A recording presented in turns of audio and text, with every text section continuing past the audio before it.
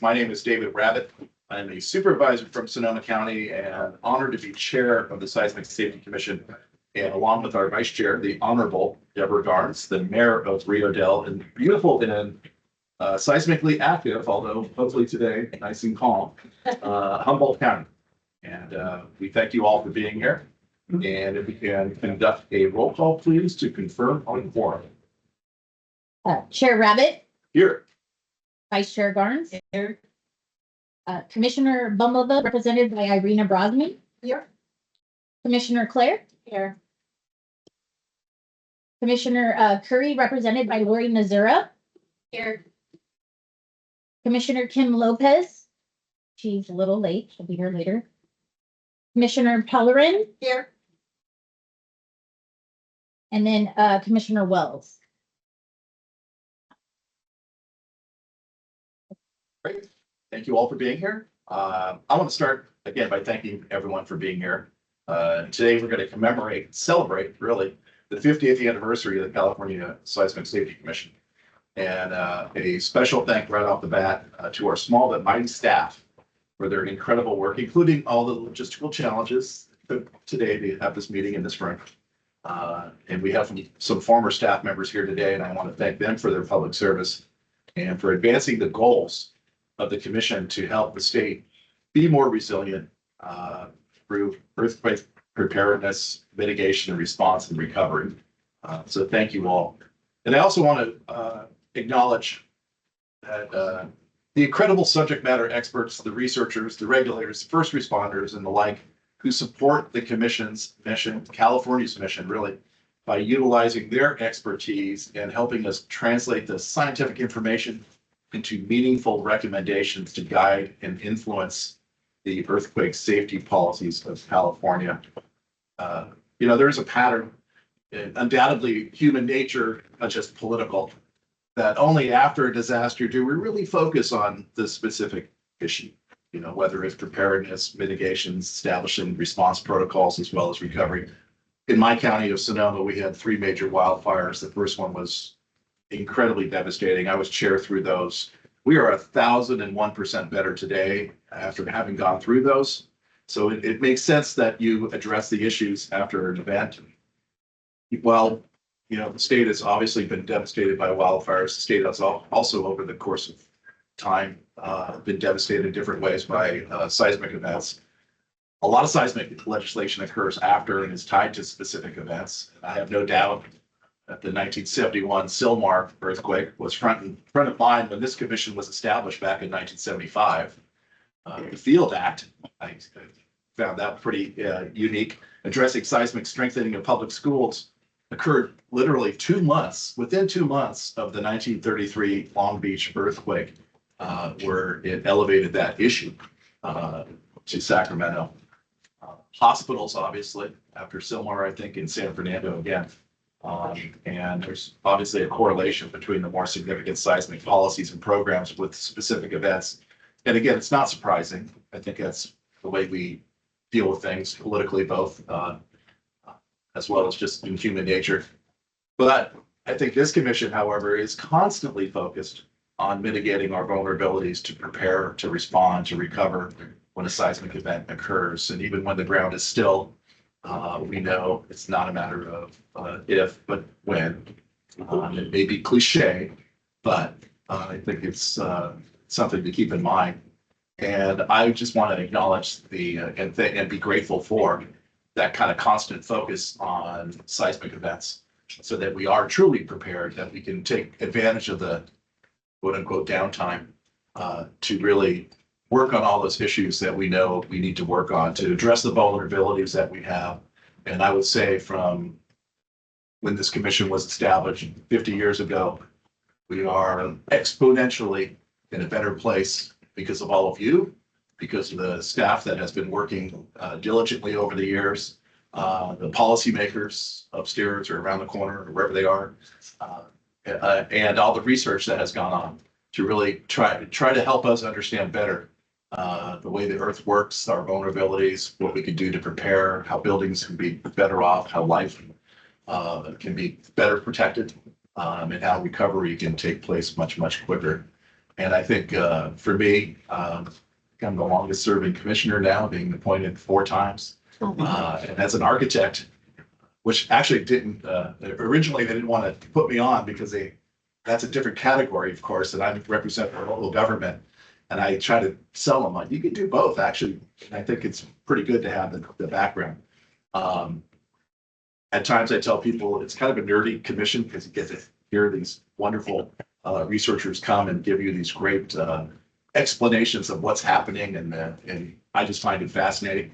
And I thank you for all that work. And I thank the commission and my colleagues for being able to sit here to direct staff to move forward in a positive manner. Again, always with the goal of making California more resilient and better state going forward. So with that, I would like to turn it over to our executive director, Dr. Sarah McBride. Thank you for those wonderful comments, Chair Rabbit. I want to thank all of our commissioners, Chair Rabbit, Vice Chair Garnes for being here today, and all of our dignitaries and leaders.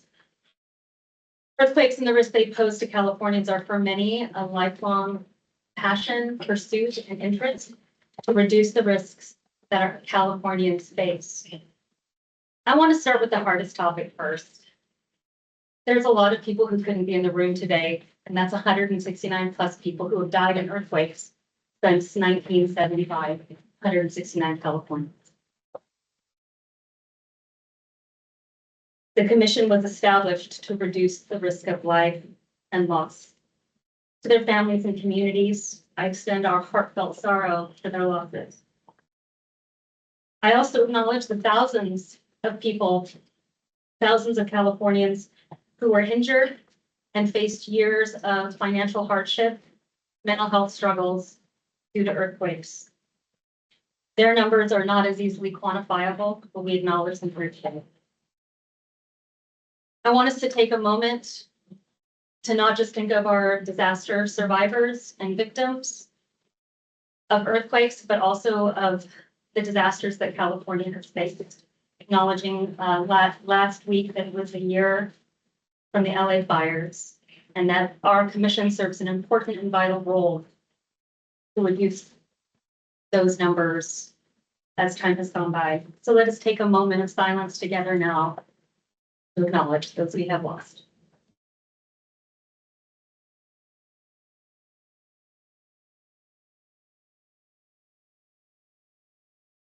Thank you. Our commission was built to reduce the loss of life of Californians facing earthquakes, and that remains our most sacred responsibilities. The faults under California are continuing to build pressure every single day. And one day, I really hope not soon, they will move. And it's not a matter of if, it's when. And we must respond accordingly, like our faults. Each day the earth that doesn't have a large shake is another day we get to prepare and be safer. We must act like these faults and increase our focus and pressure, just like they're doing right now. Now is not the time to lose focus or resolve on our mission. It is the time to increase it. Because I know when the next large damaging urban earthquake occurs, that's going to be when we receive our report card on how well of a job we did to help prepare our structures, both physical and social, for this moment. And I know from my own experience, having responded to large damaging earthquakes, I never felt 100% ready.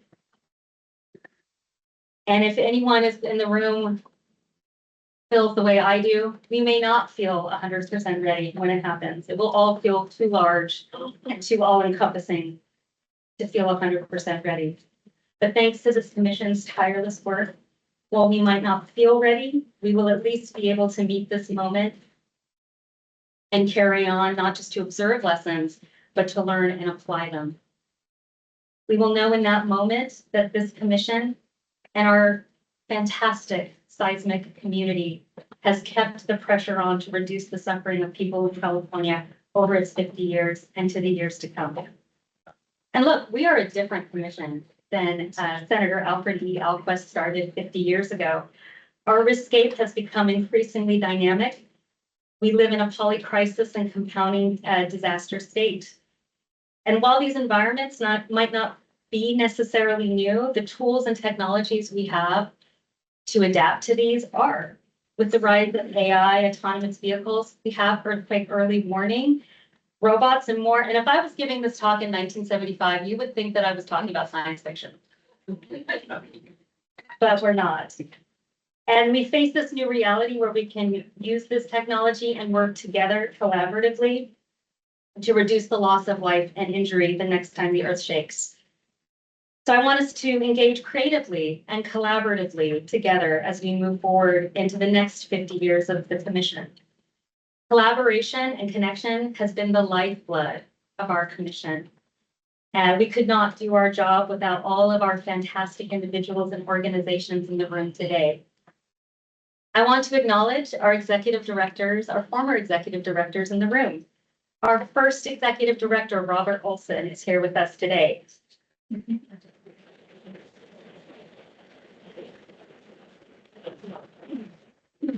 As you can see, Bob clearly began his job at 16.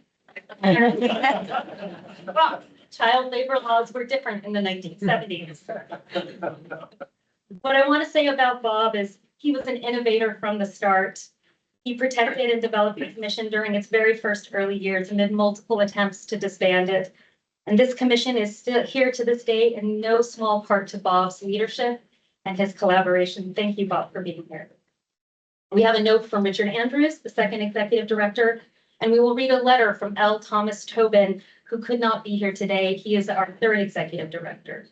To Richard McCarthy, the commission's longest serving executive director and passionate advocate for earthquake safety policies in the state, Dick has guided us through many of our most critical moments as a commission. His leadership and support on seismic safety issues continues to this day and helps serve the commission. So thank you, Dick, for your long service to us.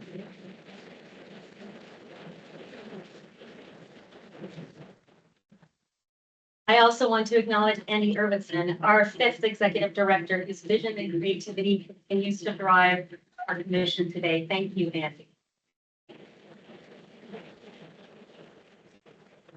And to our most recent acting director, Lori Nasura.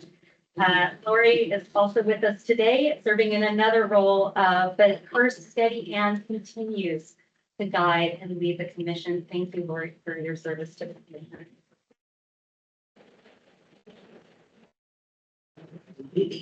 I will say I'm so proud to be the sixth executive director. I aspire to live up to the exemplary standards set out by Bob, Dick, Richard Andrews, L. Thomas Tobin, Andy, and Lori. My gratitude extends again to all of our former commissioners and chairs and vice chairs. Some of them are in the room with us today, and our employees. I want, like Chair Rabbit, to thank our incredible small but mighty team of the Seismic Safety Commission, Tanya Black, Shai Wayne Connolly, Tanya Cole, and Harold Selby for their hard work in pulling this event together. I'm proud to work alongside of you.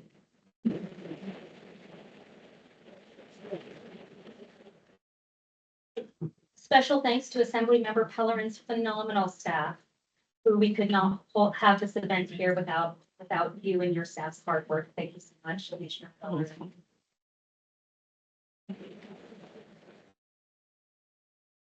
Finally, I want to thank our most important partnership, and that is with the California Governor's Office of Emergency Services. We could have no greater partner than Cal OES. Thank you, Cal OES team, for making this event possible. We were so assisted and guided by your support today.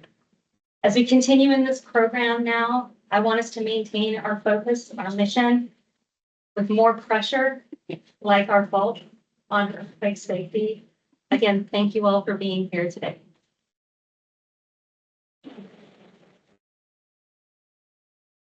Thank you so much. I'm going to open it up to my colleagues, and I believe our vice chair would like to make a few comments. Thank you. Thank you, everyone, for being here. Happy New Year. And I just want to say congratulations to the Seismic Commission. I want to thank the Seismic Commission for the honor of being able to serve. And I want to acknowledge how important it is. I'm, as Chair Rabbit said, Mayor of Rio Dell, and we had a major earthquake. And it was devastating to our community. And after that, Andy Irwison at the time, executive director, she reached out immediately. The commission came to Rio Dell and did an after event inspection. They helped with, they did lessons learned, or I should say we, because I'm a part of it, but it was amazing to have the support of the commission behind a small little rural city. And they afterwards there was the Ferndale Turkey report, and it pointed out a lot of the inequities that exist. And that's very important because I don't know if everyone knows, but there's a threshold for FEMA, and we didn't reach that threshold. And you could have raised the entire city, or you probably raised the entire county of Humboldt, and not meet that threshold. So the report really did highlight inequities, and hopefully we'll be able to show the Assembly and the Senate and the governor that maybe we should do something a little different. Maybe we should try a little harder to help smaller communities that don't have the resources needed. But the commission and Cal OES stepped up. They came to our community and did as much as we could ask anyone to do, gave us information, pointed us in the directions where our community members could get funds to help rebuild their homes or whatever they lost. And it was just, it was really powerful to be a part of it, but it was also very powerful to see what a body could do, what a government body that is focused on something that is so important and that causes so much stress and so much distress, what they can do when they're focused to help. And we, as a community, felt stronger. We knew we were stronger. We knew that we could move forward. And part of that was based on this commission coming to Rio Dell, looking at all the damage, talking about the damage, comparing it to different communities that had damage, showing the inequities that we faced because we were a small community. And so I just want to thank the Seismic Commission for being there. I want to thank Cal OES for being there, and just congratulate the commission on 50 years of brilliant work. Great, thank you very much. Thank you for your leadership too. I'll look to my colleagues. Anyone like to, please, Representative Sora. Thank you. I'd like to begin my remarks by reading a letter from Acting Director Ina Curry to Chair Rabbit, commissioners, guests. On behalf of the California Governor's Office of Emergency Services, or Cal OES, congratulations to the Alfred E. Alquist Seismic Safety Commission on its 50th anniversary. This milestone represents decades of unwavering commitment to protect Californians from the ever-present risk of earthquakes. The commission effectively harnesses a broad range of expertise and perspectives toward data-driven results. Its groundbreaking research and policy guidance have been foundational to California's resilience. Assembly Bill 100, Statutes of 2020, officially joined the commission and Cal OES. This change benefits Californians by enhancing our state's multi-hazard strategy and leveraging our collective programs and resources. Together, we have built a more unified framework for earthquake resilience and readiness in California. Congratulations again on this important milestone. Sincerely, Christina Curry. And we'll provide that to the record. And then I do have some personal remarks. I actually participate in these proceedings with a dual perspective, as you have already mentioned. First, I'm privileged to sit as the Cal OES Director's representative on the commission. But beyond that, I hold a deep personal and professional bond with this body. For 8 months, I had the distinct honor of serving as commission's acting executive director. That experience was truly transformative for me. It provided a window into the incredible talents and passions that this commission possesses that fuel your work each and every time you get together. And I'm referring both to the commissioners and to the staff as well. I came away with much deeper appreciation for the integral role that this commission plays, also with a lot more personal knowledge about earthquake science and earthquake preparedness. If you think about it, we aren't just reacting to the ground shaking, we're architecting the policies that ensure that when it does shake, our schools, our hospitals, our homes, and our businesses remain standing, like Vice Chair Garm said. In my capacity as Deputy Director of Planning, Preparedness, and Prevention, I oversee Cal OES's Seismic Hazard Branch, and that includes various programs in earthquake, tsunami, and volcano preparedness, as well as California Earthquake Early Warning. From this vantage point, I can attest to the high level of collaboration that exists between our two staffs. We have achieved a functional partnership where our staffs leverage each other's strengths. This synergy does more than just benefit our respective programs. It provides the state with a more cohesive and sophisticated preparedness strategy. By aligning the Commission's research-heavy mission with Cal OES's operational mandate, we ensure that science is always at the forefront of our emergency management decisions. So 50 years is a significant milestone, but the value of this commission is best measured by the stability and safety it has built into our state's infrastructure and policies. I'm grateful for the time I spent leading this team of fantastic employees and sitting beside amazing commissioners. And I'm proud of the work that we continue to do together. Thank you, Chair Rabbit, and fellow commissioners and representatives for your dedication to this vital mission. And congratulations to everyone that's been a part of this 50 years of service. Thank you. Thank you, and thank you again for your public service. Very much appreciated.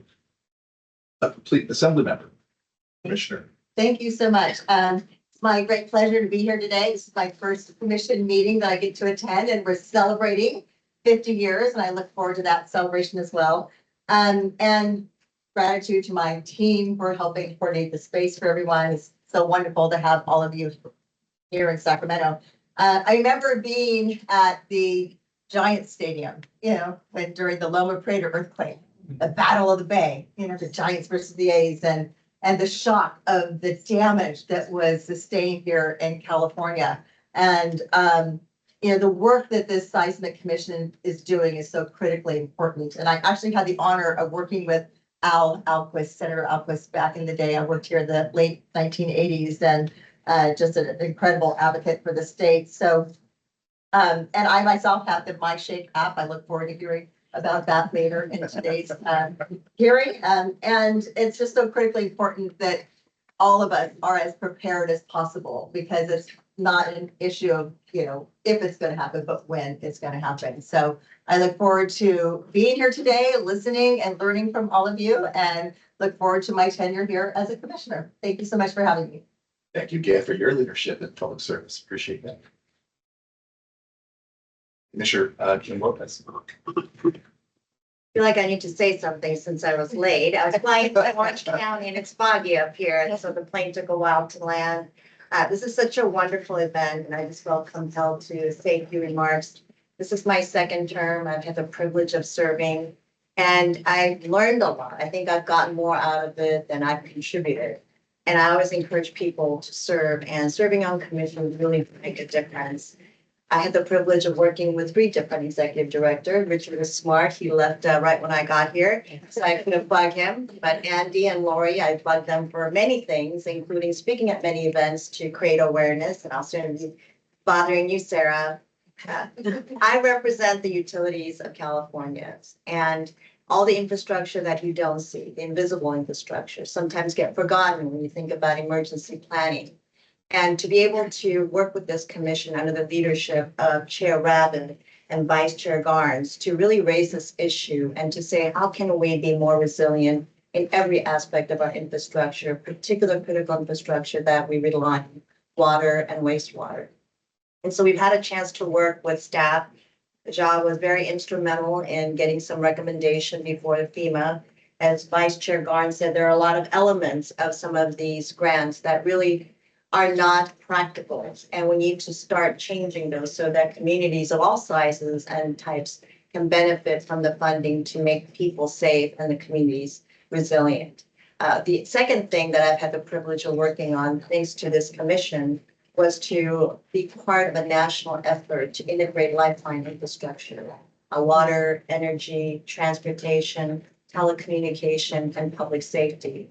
And as I come up with wild ideas and ask for a lot of support from this commission every single time, both at the commissioner's level and at the staff level, everyone always comes through. And I'm just so grateful to be part of this and to congratulate those who have come before me, both staff and commissioners, who have allowed us to be where we are today. So thank you for the opportunity, Chair.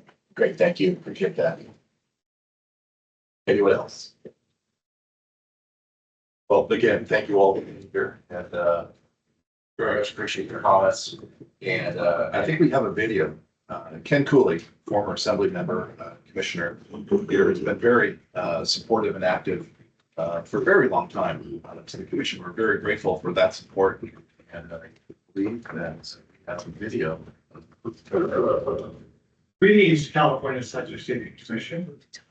I am so pleased to be joining you today in marking your 50th anniversary. Half a century making California safer. Yours is a mighty work, exploring, documenting, and championing safety. And your work remains as vital as it was in 1975. But it's still hard. It takes focus, belief in the rightness of earthquake readiness, and constant effort. Keeping such focus across 5 decades is astonishing. Most workplaces get hit by a crisis, good ideas go out the window. And resources, they are always scarce. Yet your job remains pointing the way to a safer tomorrow. After all, for 50 years, your biggest job has been to be the champions of a new and better future. In every era, change must gain a following, and this happens only when it prevails over the 3 words that test every new idea: impossible, improbable, inevitable. In this battle for acceptance, Mark Twain had a great quote. He said, "The man with a new idea is a crank until the idea succeeds." In your role advising governors, lawmakers, institutions, business, public, you and your predecessors have used the commission's bully pulpit as well-informed cranks with new ideas for a safer California. And for 50 years, you have been fabulously successful. Your international following is legendary. Still, innovations need acceptance to change the world. That is not easy. So one must ask, what skills does earthquake safety leadership need today? Your charge is still safety and resilience. You champion what should be done because it can be. But in a time when all governance is under scrutiny, your job is bigger than just teeing up ideas. To win acceptance, ideas must elbow their way into the priorities of others. That means going beyond the why to showcasing feasibility.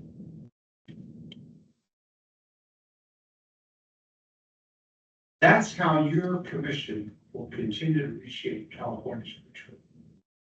A moment ago, I said good, even vital ideas can get lost amidst the confusion when a crisis erupts. The reality that crises hinder innovation makes me see the commission's role today as one of road building.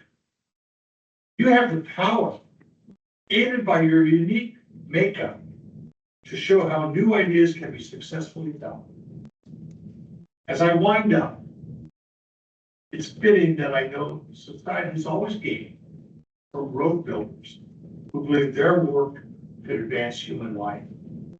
As one example, Thomas Edison saw a change as a process for which a formula existed. He said there could be no progress until enough people could be made dissatisfied. And this can be done only when they are brought to think beyond the limits which they had become accustomed to. And the great innovator Henry Ford, he knew leading change requires sweating the details. He said, if you have an idea, that's good. If you also have ideas as to how to make it work out, that's better. And finally, it is a truism that all endeavors start with a single step. That's a lonely truth. It's a burden of leadership, but it is essential. Success demands that such steps be taken confidently. And why confidence matters was captured in a quote by someone named Michelle Root, who said, when there's a collective fear, one person can bring confidence to the group. If you do things with a question mark, everyone is going to have a question mark. The role of the leader is not to challenge people, but actually to get them to challenge themselves.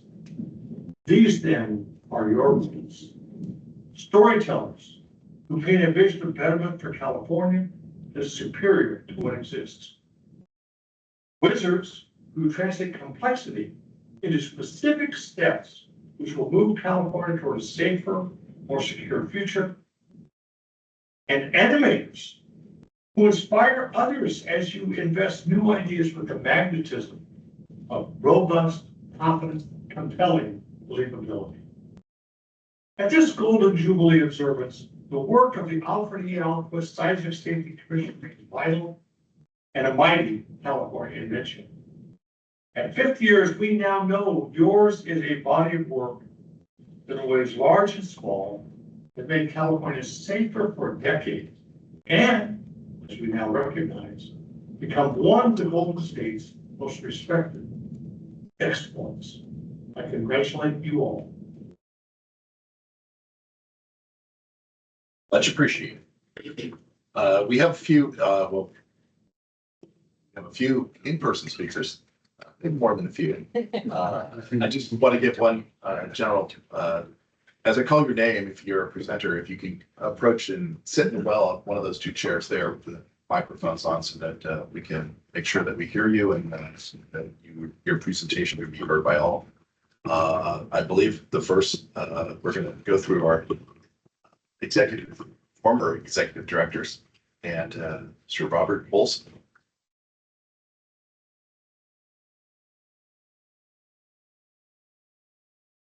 Well, this brings a lot of tears to my eyes, I have to admit.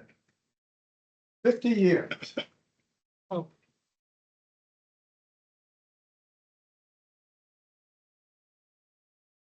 For the record, Robert A. Olson, first executive director.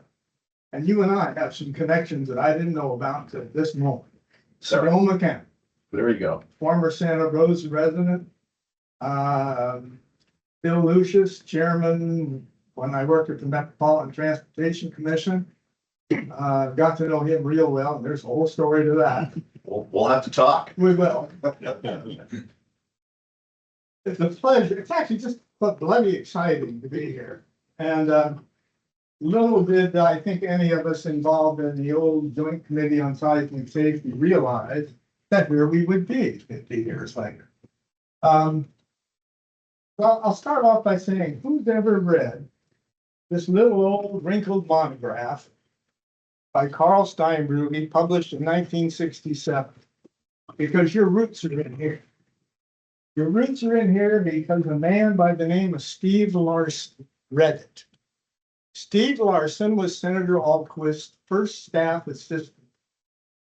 And the Institute at UC Berkeley sent this to every legislator in the Bay Area. Steve read it. He went to Senator Alquist and he said, Bob, I'd like to look a little further into this. And here we are today. How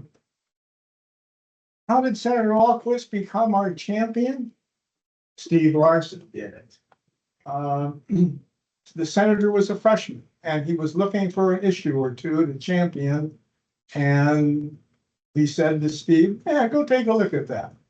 And that led to the senator's emergence as a champion. In a conference in 1969 in San Francisco, both Carl Steinbrugge and a man by the name of Stan Scott, former commissioner and chairman, and a dear friend of mine, both discussed the idea of some sort of commission. The idea was floating. Precedents included the Bay Conservation and Development Commission, other commissions. It was a big time for that kind of movement. Then came the legislature's Joint Committee on Seismic Safety. Well, here we were, 60 volunteers, 5 advisory groups for 4 years. Looking at stuff related to seismic safety. Known to us or unknown to us, we were sometimes called earthquake nuts. But here we are, Rio Del. I have a real connection with that town. But that's another conversation. I do want to talk briefly about the February 9th, 1971 San Fernando earthquake, because our joint committee volunteers were working. And the earthquake occurred, and suddenly it changed the political agenda. Instead of being earthquake nuts, we were asked, how much money do you need? And that put the joint committee on the ground with resources to do things for 4 years. It also triggered a very informal, almost secret evaluation of this very building. And 3 of my dear engineering colleagues did an informal inspection, and that led to this building's restoration. Saw that process from beginning to end, and the state architect, John Worsley, remained a dear friend. So I'm not going to do a lot more talking about those things, but the earthquake challenge remains. This has been around for a few billion years, and I have no reason to expect it's going away. I think I was Jerry Brown's shortest appointment. I was sworn as a commissioner in 1975, and I resigned 30 minutes later to become the executive director. I went back to my boss in the Bay Area, Metropolitan Transportation Commission, if you're familiar with that, and said, gee, I was sworn in as a commissioner, Paul, but I got to quit and I'm becoming the executive director. So that's my very short story. I really can't emphasize enough how important the commission has been, how a steady hand on this subject has been and maintained. And I just want to thank you for your work in continuing giving attention to this risk. So that's really all I have to say. We thank you for all your service. Thank you so much.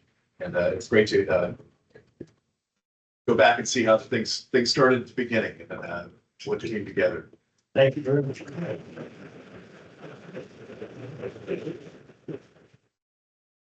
believe we have a letter.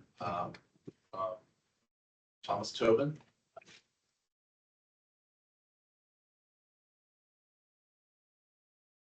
Thomas is also the former executive director, and I'll read it real quick.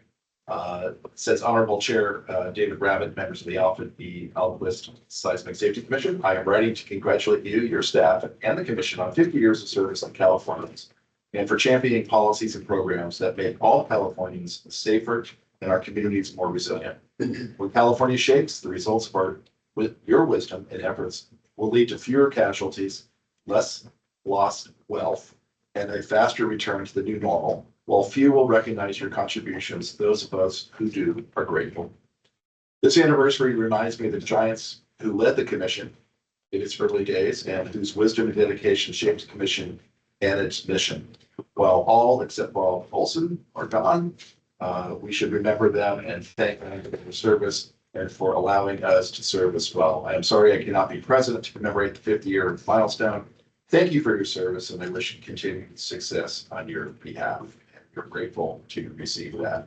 And there's 2 addresses on here. One of them's in Hawaii, so that's funny why not here with us today. Well understood. I'm going to ask my good friend Dick McCarthy, to come up and say a few words as well.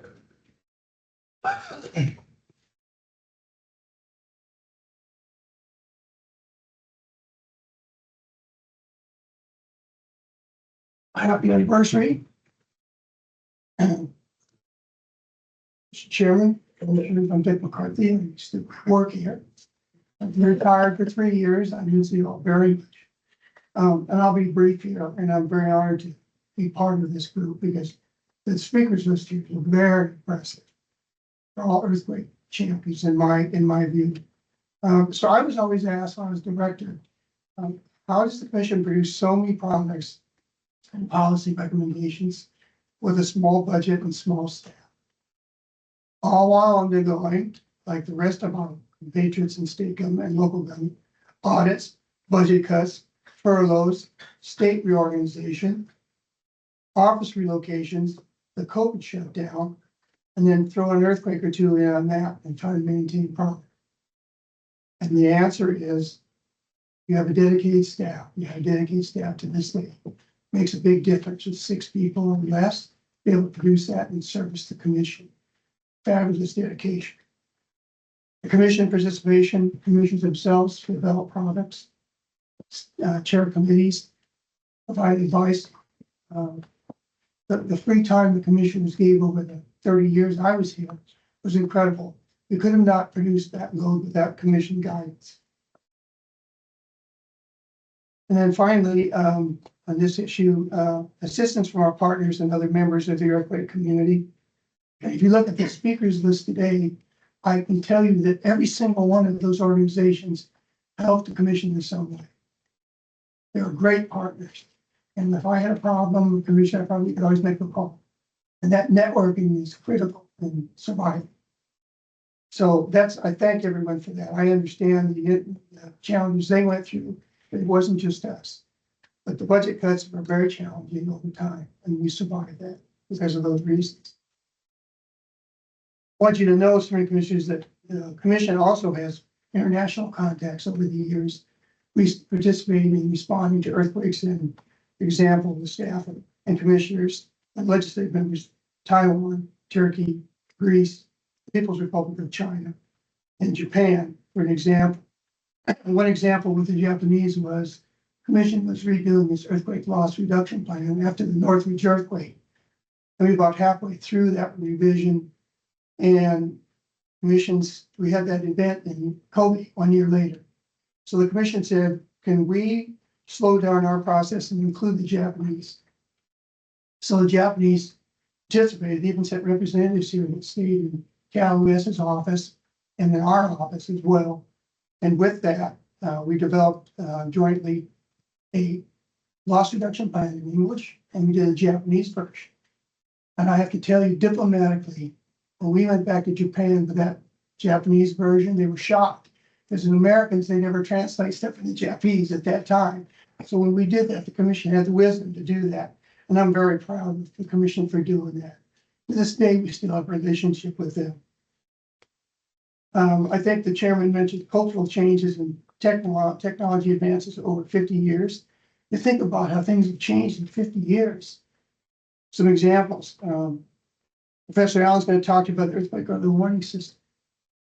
That was like the director said, this kind of like a fantasy back then.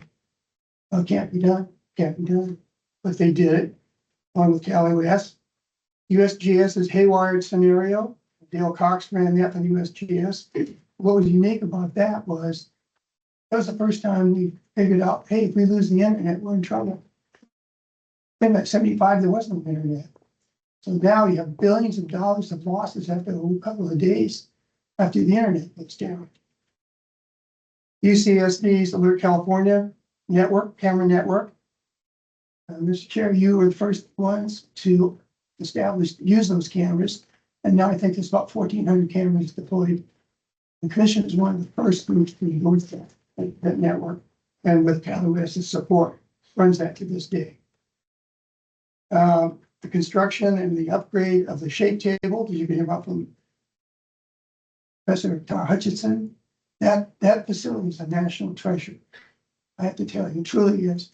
And the commission supported through Diane Feinstein's office, the upgrade of that with a $16 million grant. So that is now fabulous. And the commission is supporting John's work. 3 experiments at that table, which are a game changer, quite frankly. So let me close with something of the future, a concern I have with your channel. So I've been spending a lot of time in Silicon Valley with AI. Well, okay, I mean, I see the arrogance with some of the AI community that they would think that they could replace everybody on the speakers list. They actually think that. I can tell you with all my heart. We'll be in trouble if that's allowed to continue. You have to have the human participation in this to make it real. Because my fear is you're going to get some AI network going to say it's going to be an earthquake. The AI says it's going to be an earthquake. Hasn't gone through Dr. Allen's facility or any in Cali, yes. And that's going to be through. So AI is going to help. It's a tool, not a solution. So anyway, thank you very much for allowing me to come back. It's such an honor to be here. I miss attending commission meetings, but John, the executive director, keep me informed. So thank you again very much for your time. Thank you so much.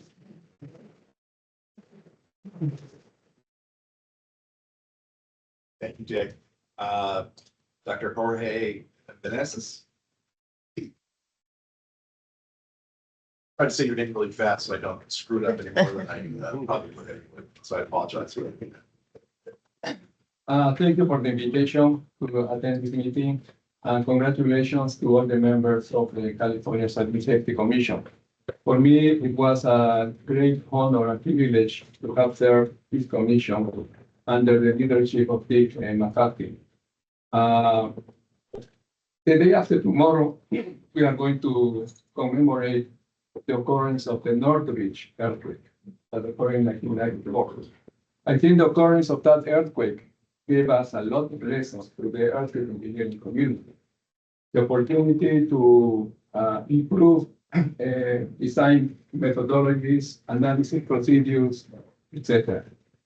At this moment, I think that we are living special times. We are kind of transitioning in the philosophy of the seismic design from life safety into functional recovery. We are dealing with design of buildings and also with resilience in the community dimension. So it's very important that all the guidelines, regulation from the state of California keep updated with all this progress that is being occurred.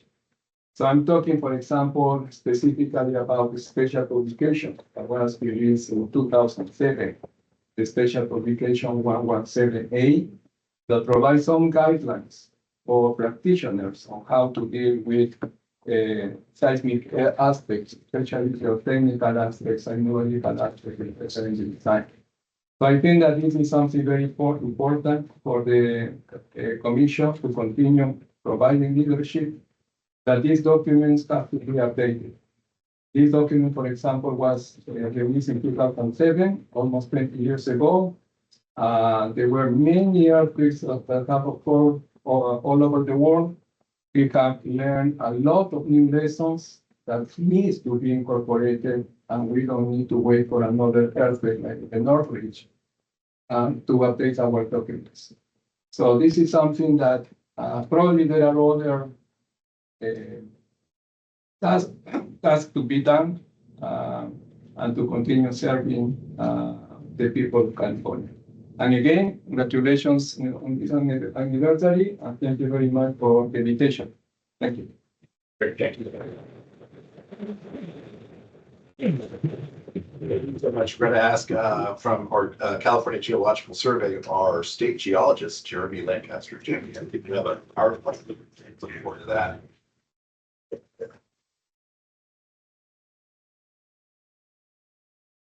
Well, good morning, and I thank you, Chair Rabbit, Vice Chair Garnes, and Director McBride for time scheduled. I'm honored to be here today at this celebration, 50 years of the Seismic Safety Commission.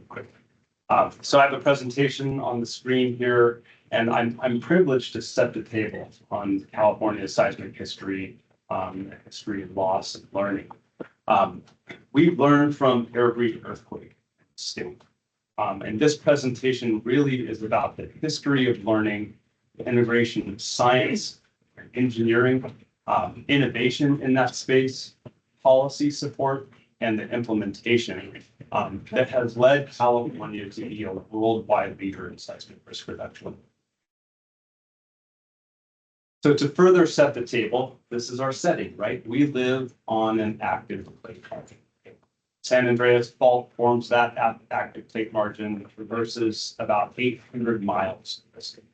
So just about anywhere in the state, we can experience strong ground shaking with about a 1.2% chance of occurring within the life of the home mortgage. So it's about 30 years. Areas closer to our active faults can experience violent to extreme ground shaking. So it should come as no surprise that California is the #1 state in seismic risk. We incur about 66% of the country's risk, with annualized losses on the order of $10 billion. The great 1906 earthquake, San Francisco earthquake, was our wake-up call. This is really Act 1 in our learning, and it was the turning point. The Bay Area experienced violent ground shaking. That shaking was felt as far north as Oregon, as far south as Los Angeles, and all the way out to Nevada. 28,000 structures were damaged. There was a subsequent fire that caused major damages. There were 300 miles of surface rupture from Salinas all the way up to Cape Mendocino. 300,000 people were left homeless.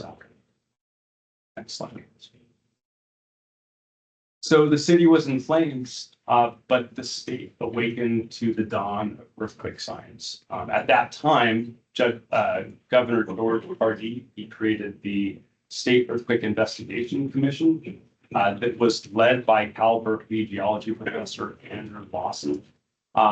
He pulled together teams of scientists to make observations of damages and provided some key findings. Damage was related to design and construction of local geology and the local geology. So soft soils shook really hard, buildings performed poorly.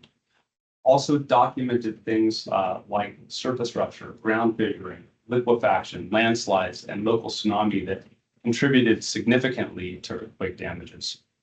The post-earthquake fires caused the greatest urban damage. And one of the primary recommendations was that there needed to be more attention to building practices, urban planning, and emergency preparedness. That event spawned the Seismological Society of America and the Structural Engineers Association of California that still exists today, with a focus on science and engineering to support seismic risk reduction. Act 2, we started learning more from our earthquakes. So you talked about the 1933 Long Beach earthquake. That earthquake caused severe to violent shaking in the region. 120 schools in the region were damaged. 70 were destroyed. Thankfully, that earthquake occurred in the evening and schools were not in session. Otherwise, the fatalities would have been higher. Next slide, please. So key findings from that earthquake. The predecessor to the USGS had 7 seismometers in the region at that time. And by recording the earthquake shaking at those seismometers, we were able to understand the difference in shaking intensity and compare that to building damage, which led to advancements in the building code. People died from running out of buildings, right? So parapets, architectural features fell over doorways. This is why we drop cover and hold on as a personal protective action. Unreinforced masonry buildings performed poorly.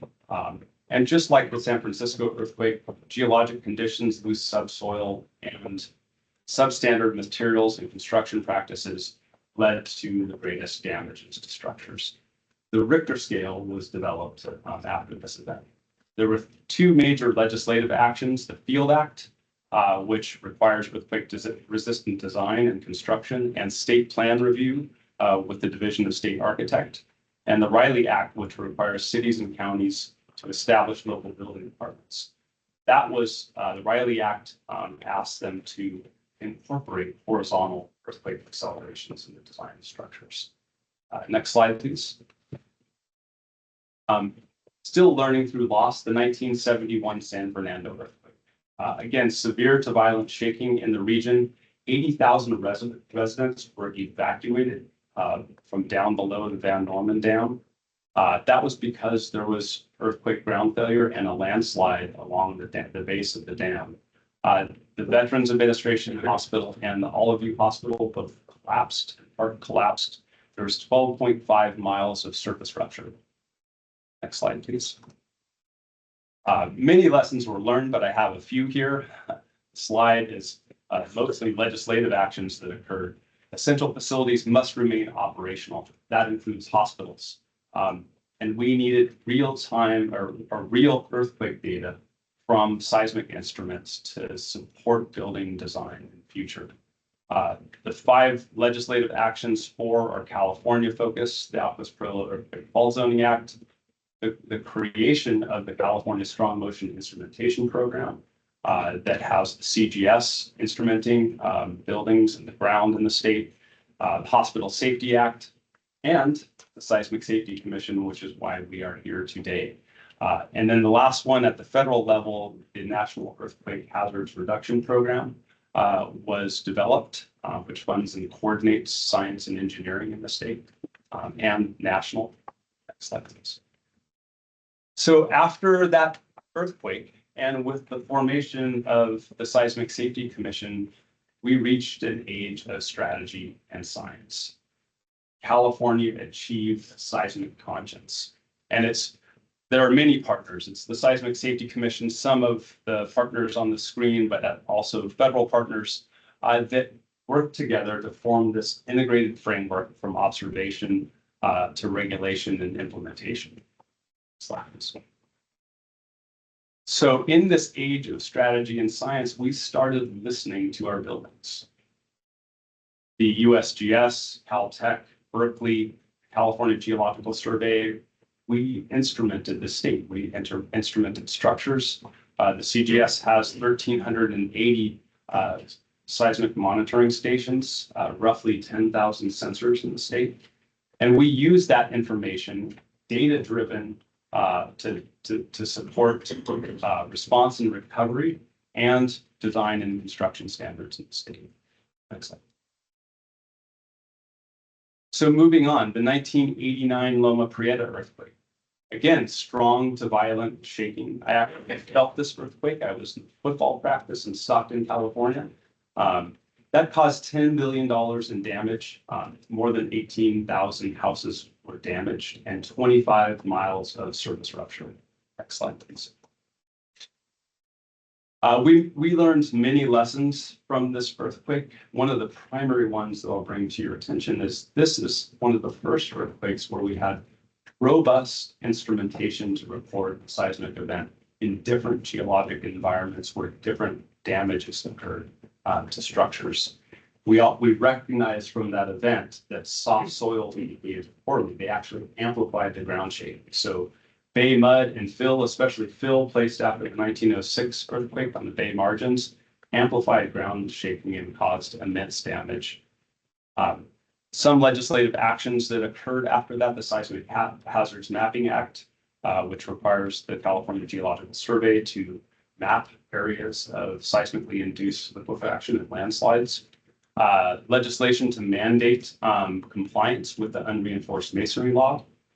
Revisions to seismic design practice and updates to local permitting.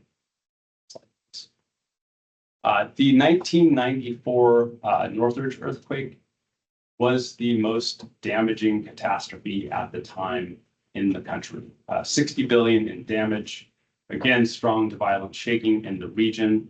112 buildings were damaged. But there was no surface rupture during that event, which is curious, and I'll talk about that on the next slide. What we learned from that earthquake, there are many learnings. Seismic instruments recorded amplification and directivity of ground motion. And we found that these buried faults that don't come up to the ground surface, so they can't be mapped at the surface by geologists or scientists that are trained in mapping them, they pose a major seismic risk. And so this event precipitated a lot more study, academic partners, the USGS, to characterize the seismic risk associated with buried faults. There were many innovations, redesign of steel moment frame connections, upgrades to ground motion models, and then legislative and policy actions. One of them, SB 1953, required some deadlines for collapse prevention upgrades, model code updates, and the city of Los Angeles implemented a soft story retrofit program. So since that Northridge earthquake, there was about 20 years of technology advancements. One of the key findings from the Northridge earthquake is emergency managers needed mapping of the shaking intensity, and they needed other information to support emergency response and recovery. That event, some of the technology and learnings there are on the screen, but the California Integrated Seismic Network began to take form at that time. And that is a partnership with Cal Berkeley, the Seismological Laboratory, Caltech, the USGS, California Geological Survey, and Cal OES. So now we have this integrated seismic network today. The California Earthquake Clearinghouse was developed at that time. It was a very important post-event clearinghouse that brings together scientists and engineers to document damages and communicate to emergency managers. The USGS really operationalized shake maps and their Did You Feel It program. Shake maps can now be developed and posted to the web within 5 minutes after an earthquake. That tells you the general distribution and intensity of shaking. And for an emergency manager, you can use that to identify where the damage might be most severe. The Did You Feel It mapping is really a community-based input where a private citizen can input information about how they perceive the shaking, how much damage occurred at their site. And that allows us to fill in gaps, right? We don't have seismic instruments everywhere. So that is a really important piece that the USGS put together. 2010, the USGS pager system that allows us to estimate fatalities and economic losses. And then in 2014, really standing up the earthquake early warning prototype. Slide, please. And we used all of these technologies during and after the 2014 South Napa earthquake, as well as all of the earthquakes that have happened since then. Shake maps were posted quickly. Pager report came out within 11 minutes, and the prototype shake alert system was tested. There was 5 seconds of warning to Berkeley and 9 seconds of warning to San Francisco. Also, the activation of the BART automated shutdown system. We stood up a clearinghouse, an earthquake clearinghouse after that event, coordinating scientists and engineers to observe ground failure and structural damage, communicating that information daily to all that are participating, including emergency management. And we used a variety of new technologies, which I won't go into. Next slide, please. I'd be remiss if I didn't talk about tsunamis in the Cascadia subduction zone. We've learned from these too. There have been 9 tsunamis that have affected California in some way with watches and warnings. We send scientists, the entire scientific community. We go out and we make observations after these events to document how much run-up occurred along our coast. That helps us, that informs our models so that we can prepare better tsunami inundation models for the state. At this point, the state now has a tsunami hazard area map that is used for evacuation planning that stems from all of that work that was done. The Cascadia subduction zone, that off the north coast where you're from, Vice Chair Garnes, that is one that we are studying and we are planning for earthquakes in that system because it can produce magnitude 8 to 9 earthquakes and attendant tsunami. So we're doing a lot of, the scientific community is doing a lot of study there. It can also produce strong ground shaking all the way down here in Sacramento. Next slide, please. So with all that said, all of those innovations post the implementation of the Seismic Safety Committee, we've really reached this modern era of resilience. We're integrating data and technology. We have support from policy and code evolution. And all of those lead to protecting vulnerable populations. And at the heart of that is seismic resilience. Slide. Our seismic future. There are some emerging frontiers. I'm sure the other speakers will talk about those. We can utilize our monitoring data to make data-driven decisions in the state, including functional recovery standards, design and retrofits, real-time performance, structural health monitoring. We monitor the Golden Gate Bridge. We can send a notification to the bridge engineers within 3 minutes after an earthquake and let them know whether or not that structure has gone over a displacement threshold so that they can take emergency protective action. So we're moving from just science to direct actions now after earthquake sequences. We have challenges. I'm sure Larry will talk about fire after earthquakes, and that is still a significant challenge for our state. Earthquake doublet sequences like we saw in Ridgecrest, like we saw in Turkey, those pose their own issue. You have a smaller event followed by a larger event in a metropolitan area. Well, you're sending in emergency response personnel and doing recovery actions, and then you have a larger earthquake. That is a challenging situation. Earthquake amplification is also one that still requires additional study. Next slide, please. So hopefully I've described this arc of progress, right? Where I've showed you that every earthquake has been a teacher. Every lesson becomes a policy, code, or technology. It really transforms California where resilience is engineered and continuously improved. Last slide. So we're not just surviving earthquakes. We are setting a global standard for seismic resilience. In this building today, there are 12 sensors. The building is being upgraded with another 4, so that we'll have 16 seismic sensors. So we can monitor and use that data to improve structural design in the state. So I thank you for your time and attention, and I'll take your questions. Very wonderful as usual. Thank you very much. Thank you for being here. I'll look to my colleagues. Any questions? State challenges. I will only say for myself personally, you mentioned where you were in 1989.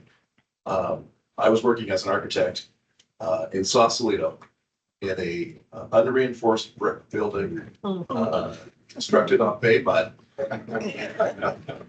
And we used to show clients a certain order line because it was brick was exposed inside it. It was a beautiful setup.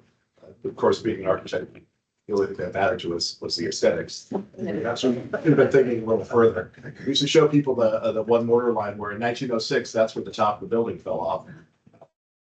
But I do think on that particular day, you could not see with all the mortar dust in the room to get to the stairs to get out of the building quick enough.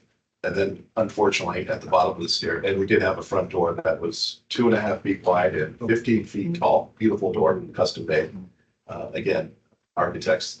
But there were 2 German tourists who unfortunately were injured with the bricks falling off from above the door. And there are 1,000 stories, of course, and candlestick and everything else. All the more reason that we appreciate your work and all the research that's going on to make sure that we can continue to make ourselves better, more resilient state. So again, thank you. Thank you.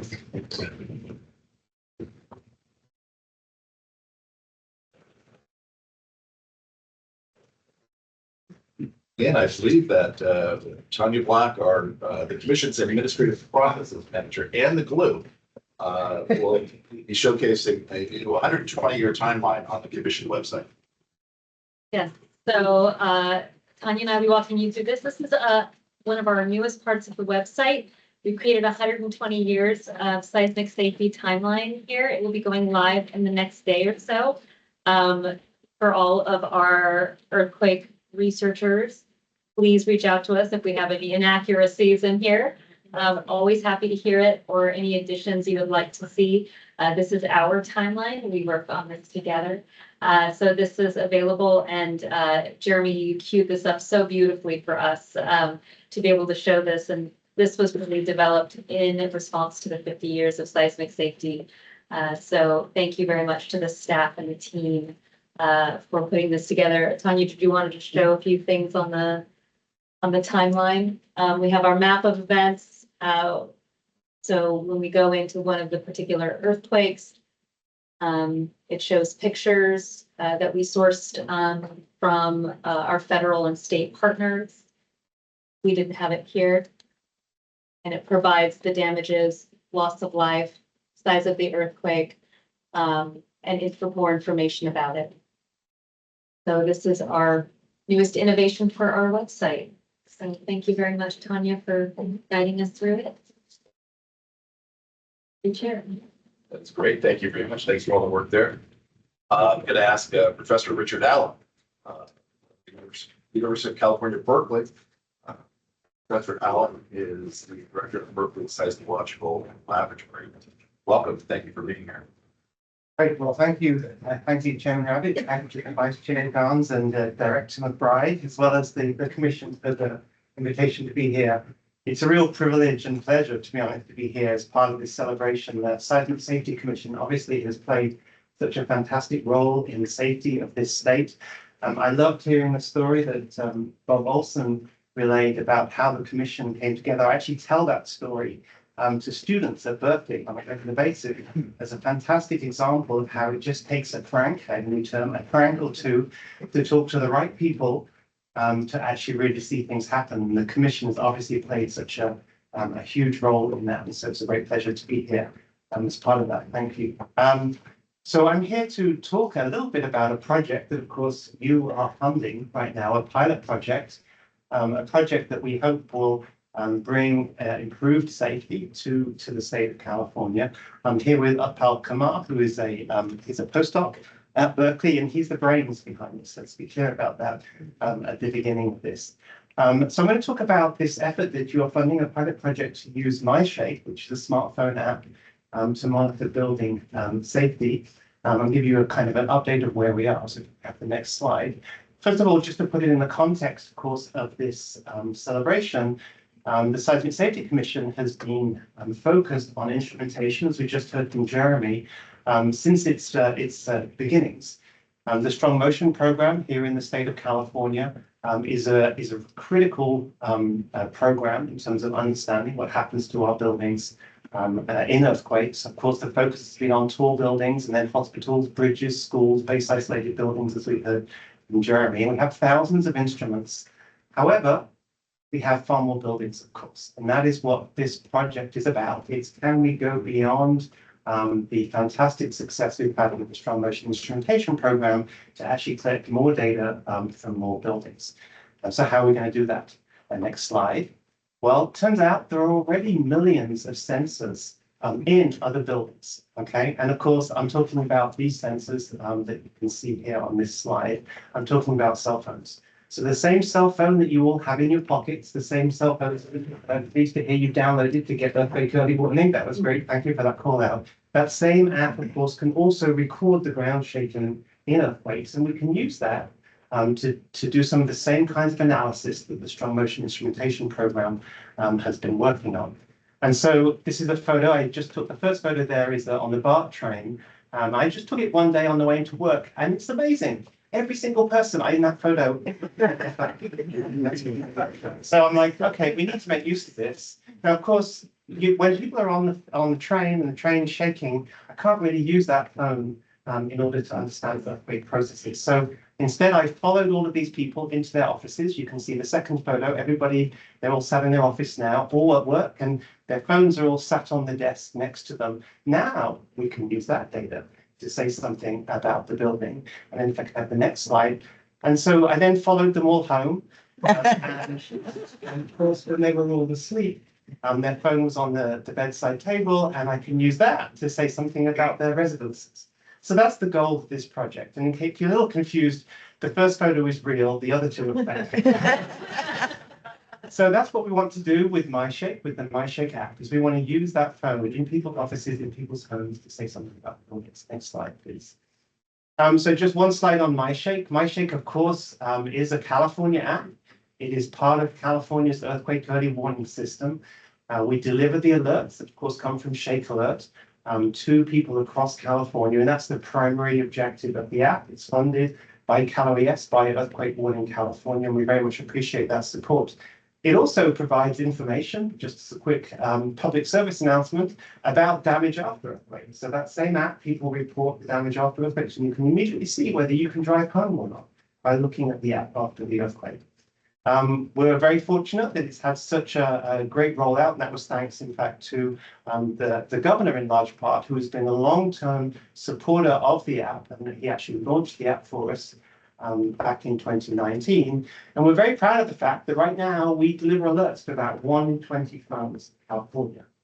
So that's fantastic for the earthquake early warning effort. It means we get the alerts out to many people. It also means we have the app on many, many phones, which is what we want to use for this project. Next slide, please.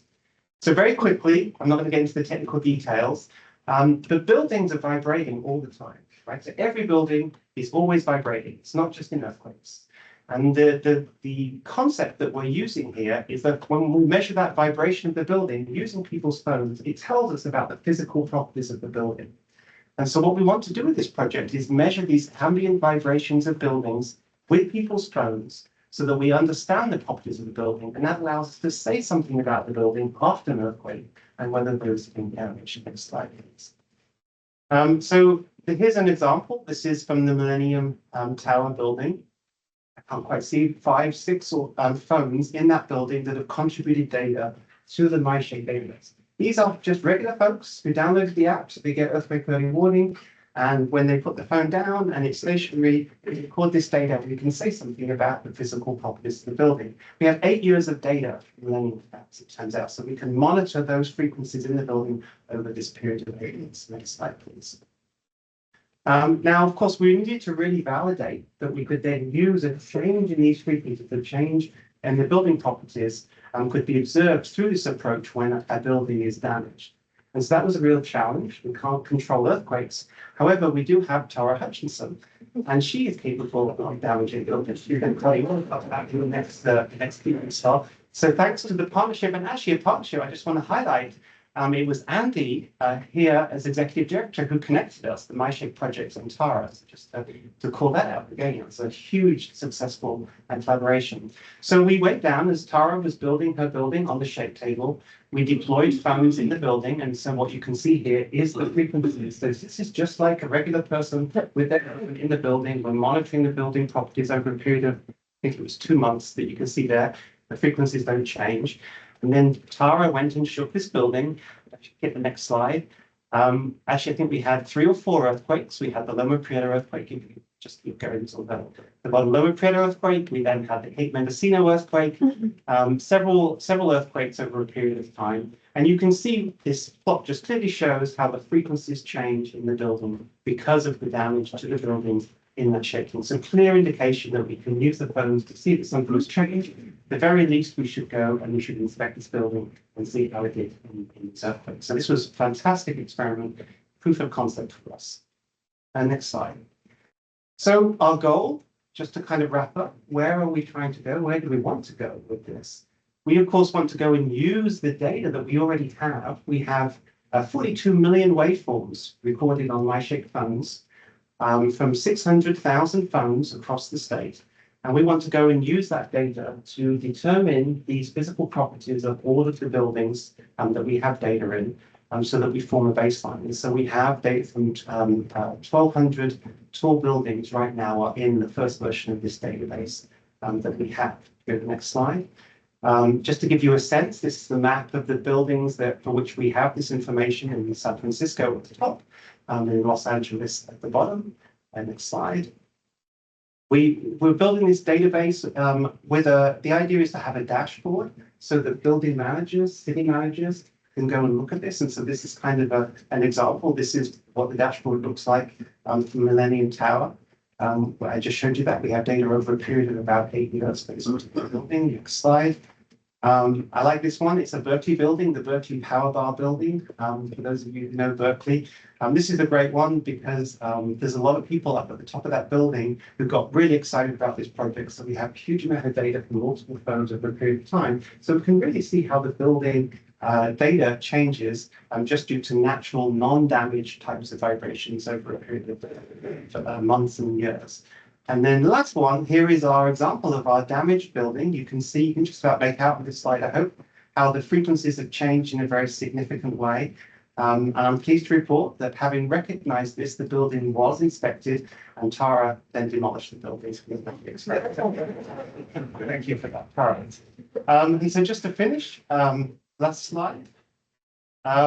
So our goal here is pretty straightforward. We think, thanks to your support, thanks to the support of the Commission over the course of this last year or so, we think we've demonstrated the proof of concept. We think we've demonstrated that we can use this data to make these observations in buildings and we can see changes to those frequencies when there's damage. And so our goal right now is very straightforward. We want to create this building health dashboard, something similar to what I just showed you very briefly for all buildings in buildings. The idea is to have a long-term monitoring of building modal frequencies to then be able to detect the damage following these extreme events. And the goal is that this is actually a tool for emergency managers, whether they be at the city or at the state level, so that after an earthquake, they can open up this dashboard and they can see which buildings they should be more concerned about, which buildings need to be inspected, and plan on what they're going to do next. So thank you to the Seismic Safety Commission for supporting this effort. Thank you for your future support in making this come to fruition, and I'd be happy to take your questions at this time. Great, thank you very much. Looking at my colleagues, any questions? Again, can't thank you enough for all the work. Finally something truly beneficial from smartphones. Look forward to expanding the program. So thank you very much.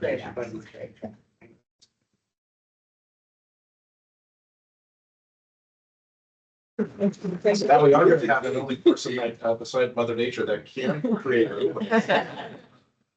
Tara Hutchinson from University of California, San Diego, a professional engineer there. We all know her from the shade table work. And thank you so much for being here. Thank you for all the work. Thank you, Chair Rabbit, Director McBride, the Commission, and the fantastic staff that has to deal with, I say, one of my titles, professors. It's my pleasure and my honor to be here. I've had worked with the Commission for about 30% of its life, since about 2010, actually, and I'll try to share with you a journey through some of our activities and some of our opportunities to advance science and engineering through your support and your collaboration. I also have learned sign language, so I'm going to be signing to Tanya. First and foremost, happy 50th. 50 is actually 5 perfect 10s, but it has a very special meaning in earthquake engineering, and no one's discussed it yet. I wasn't sure if someone would, but actually from a structural engineering, architectural design perspective, we consider the service life or the lifespan of most commercial residential structures to be about 50 years. It also curiously aligns with the typical duration of long-term real estate investments, mortgage cycles, depreciation schedules, if your pocketbook is under concern. But from a mathematical point of view, our engineering seismologists, many of our colleagues here in the room and those on the Commission, know that we're invoked with Poisson's distribution. That means we have rendered and have at our utility some statistical benchmarks for seismic risk associated with that 50 years. So it goes hand in hand with the practical application of construction. Things like 10% risk in 50 years are associated with assuring life safety from a design perspective. 2% risk in 50 years are associated with collapse prevention or structural failure, pushing buildings to their extreme limit. So that means that structural engineers are decided by extremes, not averages, not durations. Again, it means that our service life, our lifespan of a commercial or residential structure, it's about 50 years, keep that in mind. Yet the design earthquake, does it occur within 50 years? Possibly, but importantly, it only lasts 10 to 15 seconds, particularly here on the West Coast. So grabbing a P and an S wave trace from USGS, thank you. It means that everything depends on how the structure performs in just a few critical seconds. So 50-year lifespan, that's 18,000 days, 26 million minutes, 1.5 billion seconds. Take 10 seconds divided by 1.5 billion seconds. That means 6 billionth of the lifespan is actually associated with those 10 to 15 seconds, which might occur. So clearly the mission of the commission and of those in practice and in research like myself is to try to stay ahead of these rare events and assure that they don't turn into disasters. So how can we do that? Well, I'm an academic, and so I have the outreach and the ambition and the hope that we can partner and conduct research, not just with industry, not just with federal resources, but with our state partnerships, particularly since 2/3 of the country's risk rests here in the state of California. We can't wait for the next big one. We need to be ready. And so in my career, I've really wrapped myself around conducting large and full-scale high-fidelity experiments that are as close as possible to field conditions, trying to develop benchmark data sets using resilient materials, new designs, trying to advance construction methods. It means we have to work with contractors too. We have to understand what they do in the field. I'm fortunate enough to work with colleagues and help advance the utility of our use of our large outdoor shake table.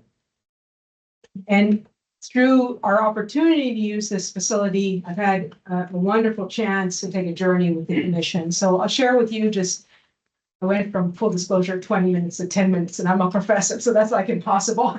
So I just have a few snips from each of our collaborative projects, going back to, as I mentioned, about 30% of your life, 2010 or so, when we began a journey called the BNCS project. But first, let me give you a little background on our large outdoor shake table. These are some images taken during the upgrade. You can see it's now advanced to be able to impose point-wise across the platen 6 degrees of motion. That means 3 translational degrees of freedom and 3 rotational degrees of freedom about our Cartesian axes, which is particularly important for us to be able to replicate what we see in the field during these rare events.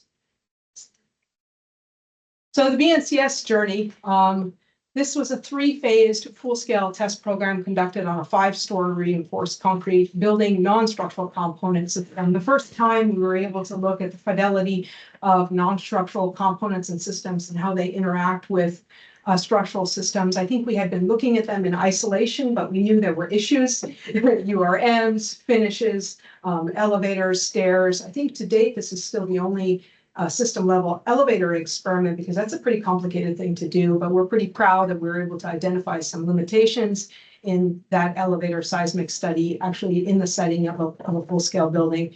We also had the wonderful support of, at the time, Archpod and now HCI, to integrate strategic floors of a hospital at the upper levels of this building. So lots of ingredients. When we built it, people came, and we were fortunate enough to generate quite a rich set of data.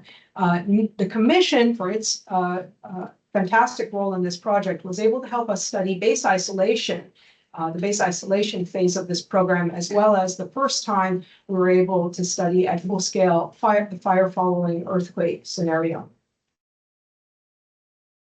So here's visual videos. I hope the animations work and Tanya doesn't have to struggle with me, but we know the impact of base isolation. So here is a view looking at that test specimen on the left, a base isolated specimen. We lifted that specimen up after the isolation was in place, and we anchored it to the shake table. So you saw, you should have seen nominally much more violent shaking on the right, more of a bearing type of response on the left. And now let's look in at the isolator itself. It's absorbing 80 to 90% of the deformations. That means those deformations are not being transmitted up into the building. This is fantastic news in terms of minimizing the damage to building structures. And our hospital colleagues on the structural side in particular are huge proponents of the utilization of base isolation. It's now codified, and we have some fantastic manufacturers pushing it forward. From the non-structural perspective, look at what happens when we have an isolated space on the left versus a fixed space on the right. I wouldn't want to be the patient in that day. Fine. I mentioned the other partnership was to take a look at fire following earthquakes. I had a partnership with Worcester Polytechnic at the time. I had a chance to work with a guy named Brian Meacham, who is one of the leaders in fire protection engineering. We conducted the first ever series of live fire experiments. You saw his very brave postdoc igniting that fire right in front of a damaged stairwell elevator. So you can see the opening of the elevator, and actually the thermal spread went into the elevator and created quite a bit of damage, not only to the chamber, but as well to the upper floors due to the temperature and smoke transmission. We measured with thermocouples, heat flux gauges, smoke detection systems, and of course, with your conventional imaging video data. Continuing in time, our journey, emissions.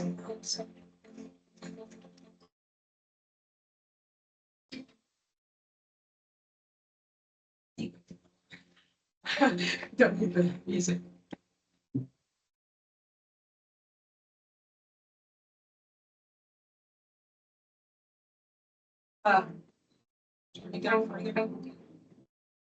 Sorry about that.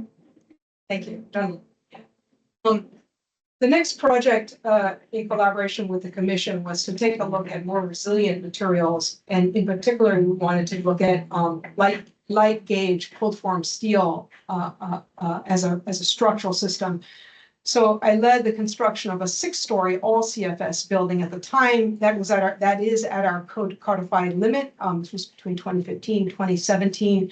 We utilized CFS steel sheathed shear walls as a lateral force resisting system, a panelized all CFS floor diaphragm system, about half the weight of more conventional reinforced concrete, heavyweight timber. So Newton's law doesn't go away. Mass times acceleration plays a role in the shear forces that are generated under seismic loads.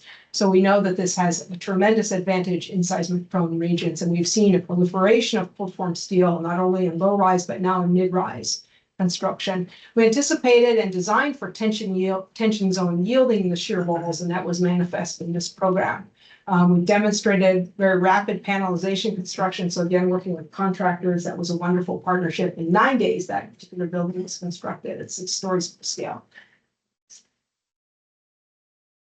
We were also able to benchmark the multi-hazard resilience under this program. That little video on the right is actually one of our outreach efforts with CAL FIRE at the time, training in the space, in the corridor space, and what you don't hear, we don't need to turn on the volume, is the captain of the battalion speaking with his cadets, training them on how to probe the space above and look for human occupants. This is right after the live fire event occurred. And then you see Dr. Meacham going in at the end of it. Next slide. So finally, our present collaboration, we've just concluded the actual physical experimentation at the end of summer 2025. This is now trying to push the envelope with cold form steel. We've seen some promising results, both in component tests, the shake table level, quasi-static loading tests, and courtesy of this program, other programs conducted at SUNY Buffalo, that we felt that we can design it to a mid-rise construction level. So we chose, after discussion with practitioners, a 10-story cold form steel building. And here's a direct photograph of that that Dr. Allen already shared. Please, yeah. So the code right now restricts structural engineers from moving beyond 6 stories or 65 feet. So you highlight, so you see we've already built it beyond 65 feet. We've used steel sheathed shear walls again, a panelized floor system. lightweight resilient structural system. For context, if you're familiar with other programs that have been at 10 stories on our shake table, just prior to this building weighs about half of that particular structure. Through the support of the commission, we were able to integrate fire, fall, and earthquake studies as well to this program, and I just have some snippets of that. And we were also able to integrate UAV inspection protocols, which I think is a tremendous advancement in support of post-hazard assessment. Again, though, when we do these type of experiments, they're costly,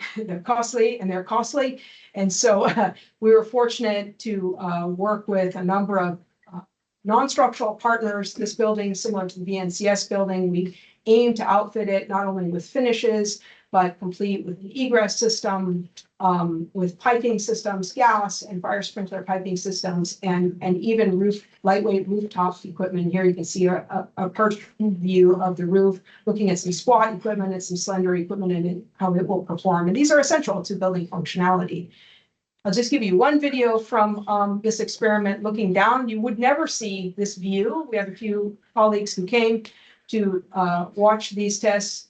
You would never see it because you're not sitting upon the UAV that's looking down at this. You can see the violent torsional behavior of the building in plan view and the equipment and the measurements, of course, that are coming to fruition on the right, courtesy of more than 1,000 sensors distributed through the building. As mentioned, we then moved on to live fire experiments. I think we're all really proud of these because these were quite extreme, excessive fires on the order of 60 minutes. We allowed them to naturally cool. We reached achieved temperatures on the order of 1,000 degrees Celsius within these compartments, so well in excess of ASTM conventional component thermal tests on subsystems and subsections. We tested the 6th floor and the 9th floor after their compartmentation had been damaged and compromised. One novel thing we did with the commission support was we outfitted a large, heavy-duty unmanned aerial vehicle, and we came up with inspection protocols to use the sensing information on that UAV. And I'm really excited about this because I think from the commission's point of view, it actually reaches to your new role with Cal OES and Cal Fire and your opportunity to support first responders. So the type of data we collected, not just RGBs like your hobbyist UAVs that even I can fly with my pilot's license, but this particular unit we outfitted with a thermal camera, particulate sensors, wind sensors, a LiDAR sensor, and all of the onboard storage. So this is, we call it the big bird. Go to the next slide. I'll just show you a few accomplishments in that regard. You can see it perched in the upper right and capturing. This is 10 times speed. You might want to just animate the video in the upper left, Tanya. I just have to scroll over it or click it on the upper left. This is, oh maybe not. Sorry about that. Didn't auto animate. It's the upper left, your left. Oh, yeah, thank you so much. You can see the thermal map and the door is hot. That door was damaged. Firefighters came in from the 6th level and had to manually remove the door. So if occupants were in it, they would have had a thermal map available to them to know that, and there's a scale, obviously, accordingly. They would have been able to see when the cooling was sufficient and safe for them to enter that space. Whereas with an RGB image on the right, they're obviously only seeing smoke spread or particulate spread. Slide. Thank you. I mentioned the various onboard sensors. Here's a snapshot in time of the event as it unfolds.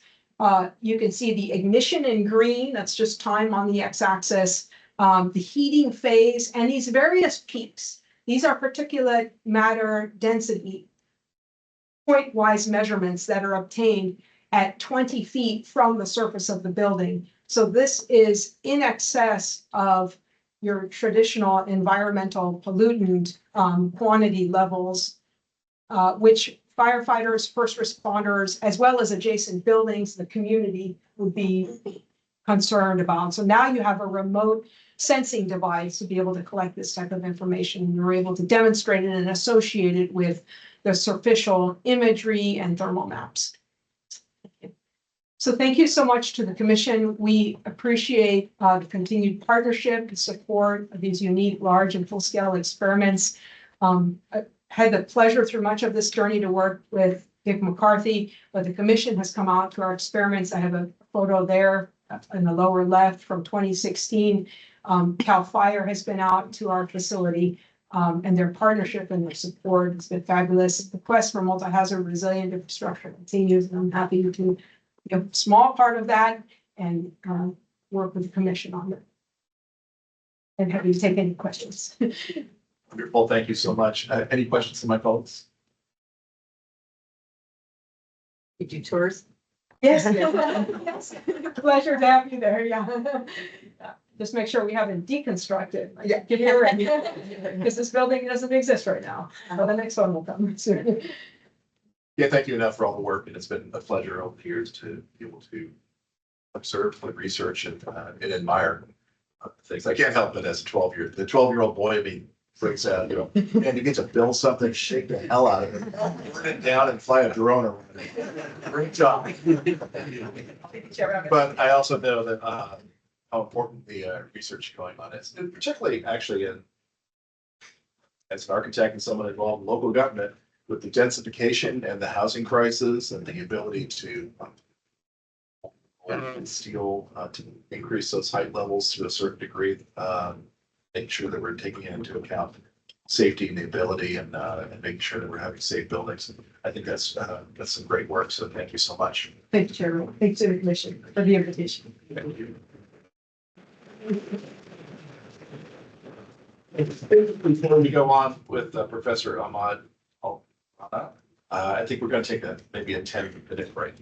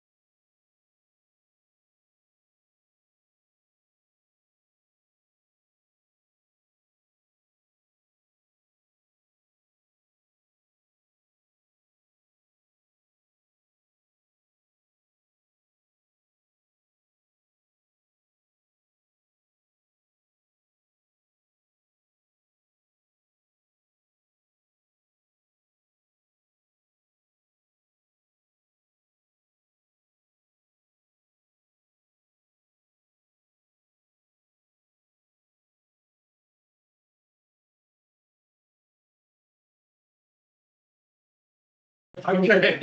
Yes. I can't. Oh, I'm keeping it low. This is my low barometer. Hey, thank you, thank you, everyone. Sarah.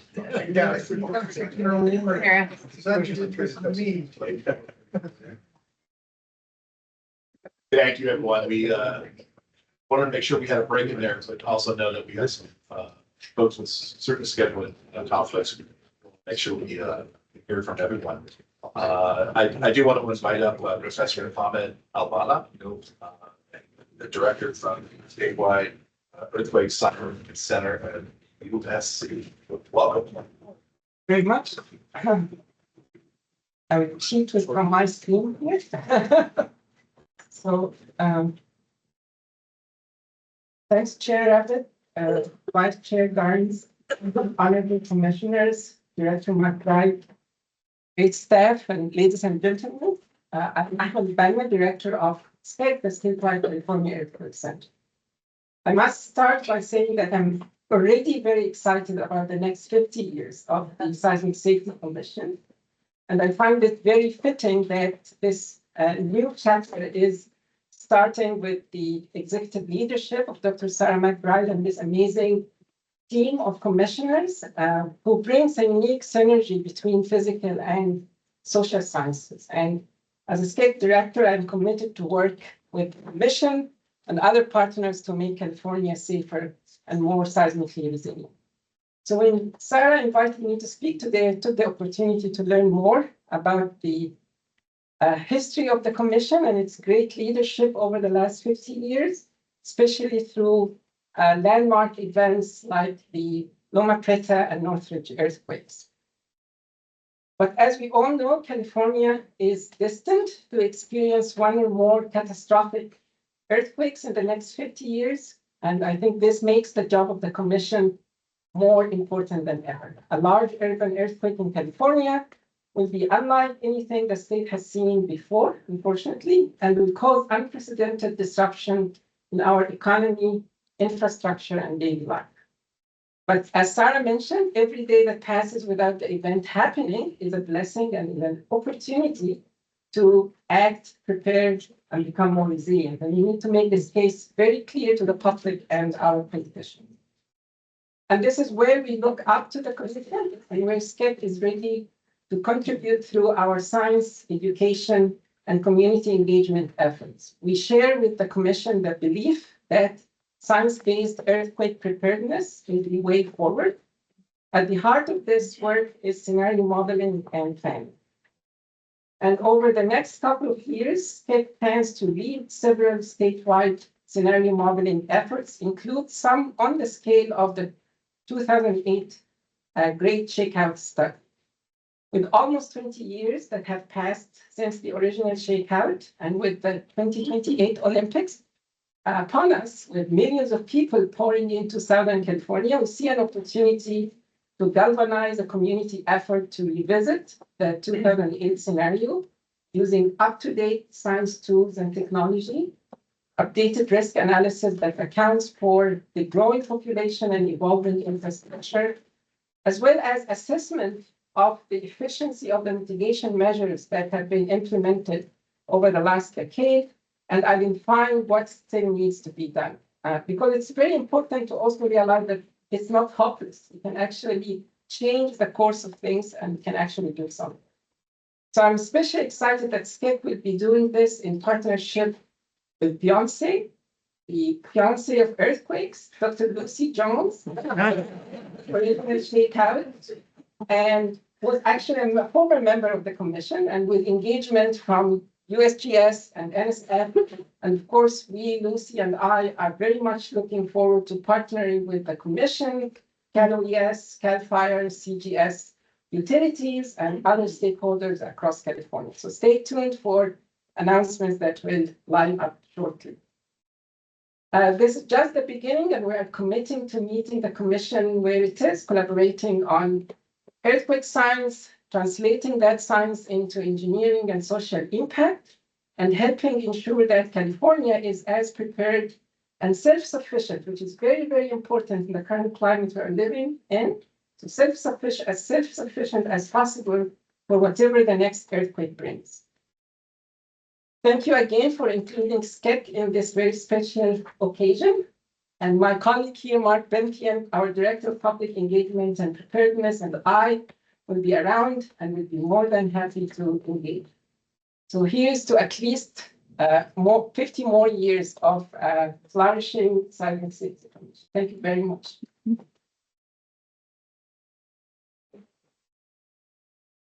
Wonderful, thank you, and thank you for all your work, very much appreciated, thank you for the partnership. Next up, I want to invite Chief Larry Collins from Cal OES Fire. He's urban search and rescue, he's the lead for urban search and rescue. Thank you for the support.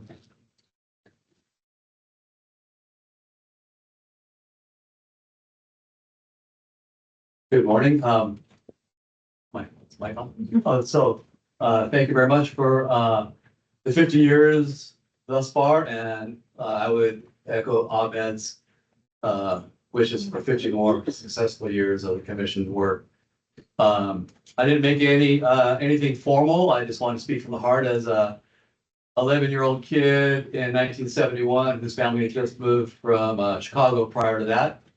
Quake in 1971, when Silmar quake happened in Simi Valley. I was with the rest of my family crashing into each other in the hallway. And in the end, saying, what was that?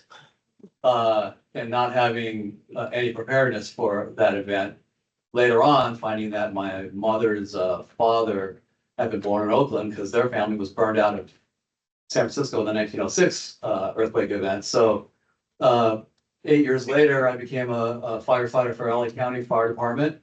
And we had not really, I think, adopted the lessons that the Seismic Safety Commission really put into play after the Silmar quake, when they noted that the ingenuity shown by individual responders became a formative moment for establishing programs like the Community Emergency Response Team CERT program, and eventually the state's heavy rescue program in the fire service, which is now known as Urban Search and Rescue, that has spread nationwide and become ubiquitous around the world.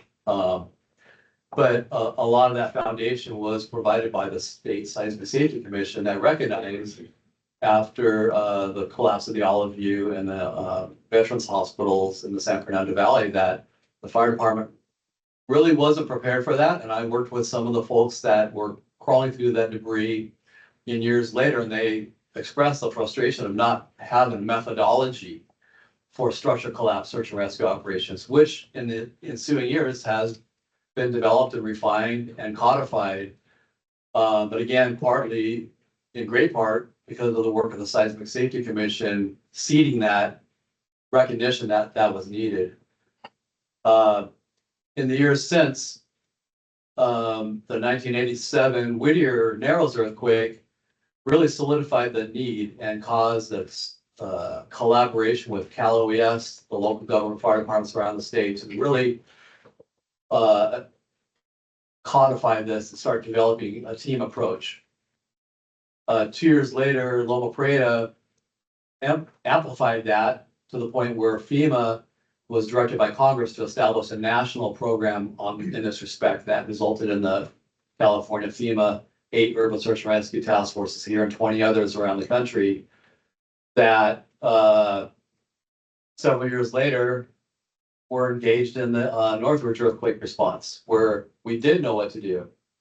I was on duty in the Whittier quake in Norwalk in 1987, and we still were not really trained for structural collapse search and rescue. Bounce forward to 1994, Northridge, we had it pretty much dialed in and had teams that could respond. I happened to have been at the Northridge Meadows collapse while my colleagues were still working the Northridge Fashion Center structure collapse, the parking structure. And we had a codified approach that was then amplified a year later by what happened in Kobe. Several of us were there and observed what happened in Kobe, which included massive fire following earthquake problem on a cold, drizzly weather scenario, and they still lost hundreds of structures to fire following the earthquake. actually dozens and dozens of blocks of city blocks. We came back to Los Angeles and said, this is really another problem besides the structural collapses, the fire falling earthquake is gonna really maybe double or quadruple the loss of life and the economy and everything else if we can't get those fires controlled. So this urban conflagration part, the structural collapse, the other things that we've recognized through the collaborations with us, with the commission and with all the partners, including USGS, SCEC, the state geologists that are represented here, and the great work they're doing, as well as working with Tara and the folks at UC San Diego, UCSD on the shake table work. It's all a collaborative progress of these ideas coming together and intersecting. And I'll make one more observation about that is that what we are doing for earthquakes relates to other events as well. The Northridge quake was followed a year later by the Oklahoma City bombing, terrorist attack, 9-story building collapse. The resources we really largely developed for earthquakes and the methodology was applied at the Oklahoma City bombing. And we learned lessons in Oklahoma that we brought back to help our earthquake readiness move forward as well. Add to that what happened in the 9/11 attacks, where we brought those same forces to bear in 9/11 at the Pentagon and the World Trade Center, with that massive life loss in both those events, and the lessons learned brought back to California, implemented, and then through this progressive expansion of what is now called urban search and rescue to other countries, and within our own boundaries, USAID having established 2 of those teams, LA County Fire and Fairfax County, use our resources to go anywhere in the world. As a result of that, our teams have been on scene, and I've been on the scene with them on the the Nepal quake, the Haiti earthquake, Christchurch, New Zealand, where Sarah did a lot of work, the Japan tsunami and earthquake catastrophe in 2011. And again, we're sharing these lessons, we're bringing them back, we're helping people that in many cases we'll never meet, and the Seismic Safety Commission members originally, they'll never meet many of the people that have been saved through these efforts. So my really sincere thanks to the commission for really starting the ball rolling. That has resulted in this unfathomable kind of expansion of the system, and what we're gearing up for. You know, I was there with Mayor Garnes when that quake hit her city and her community there, and again, bringing those forces to bear that we have in place now, but preparing for what's still coming. I think we're in a better place by light years than we were 50 years ago, and I expect the same will happen in the next 50 years. Thank you very much.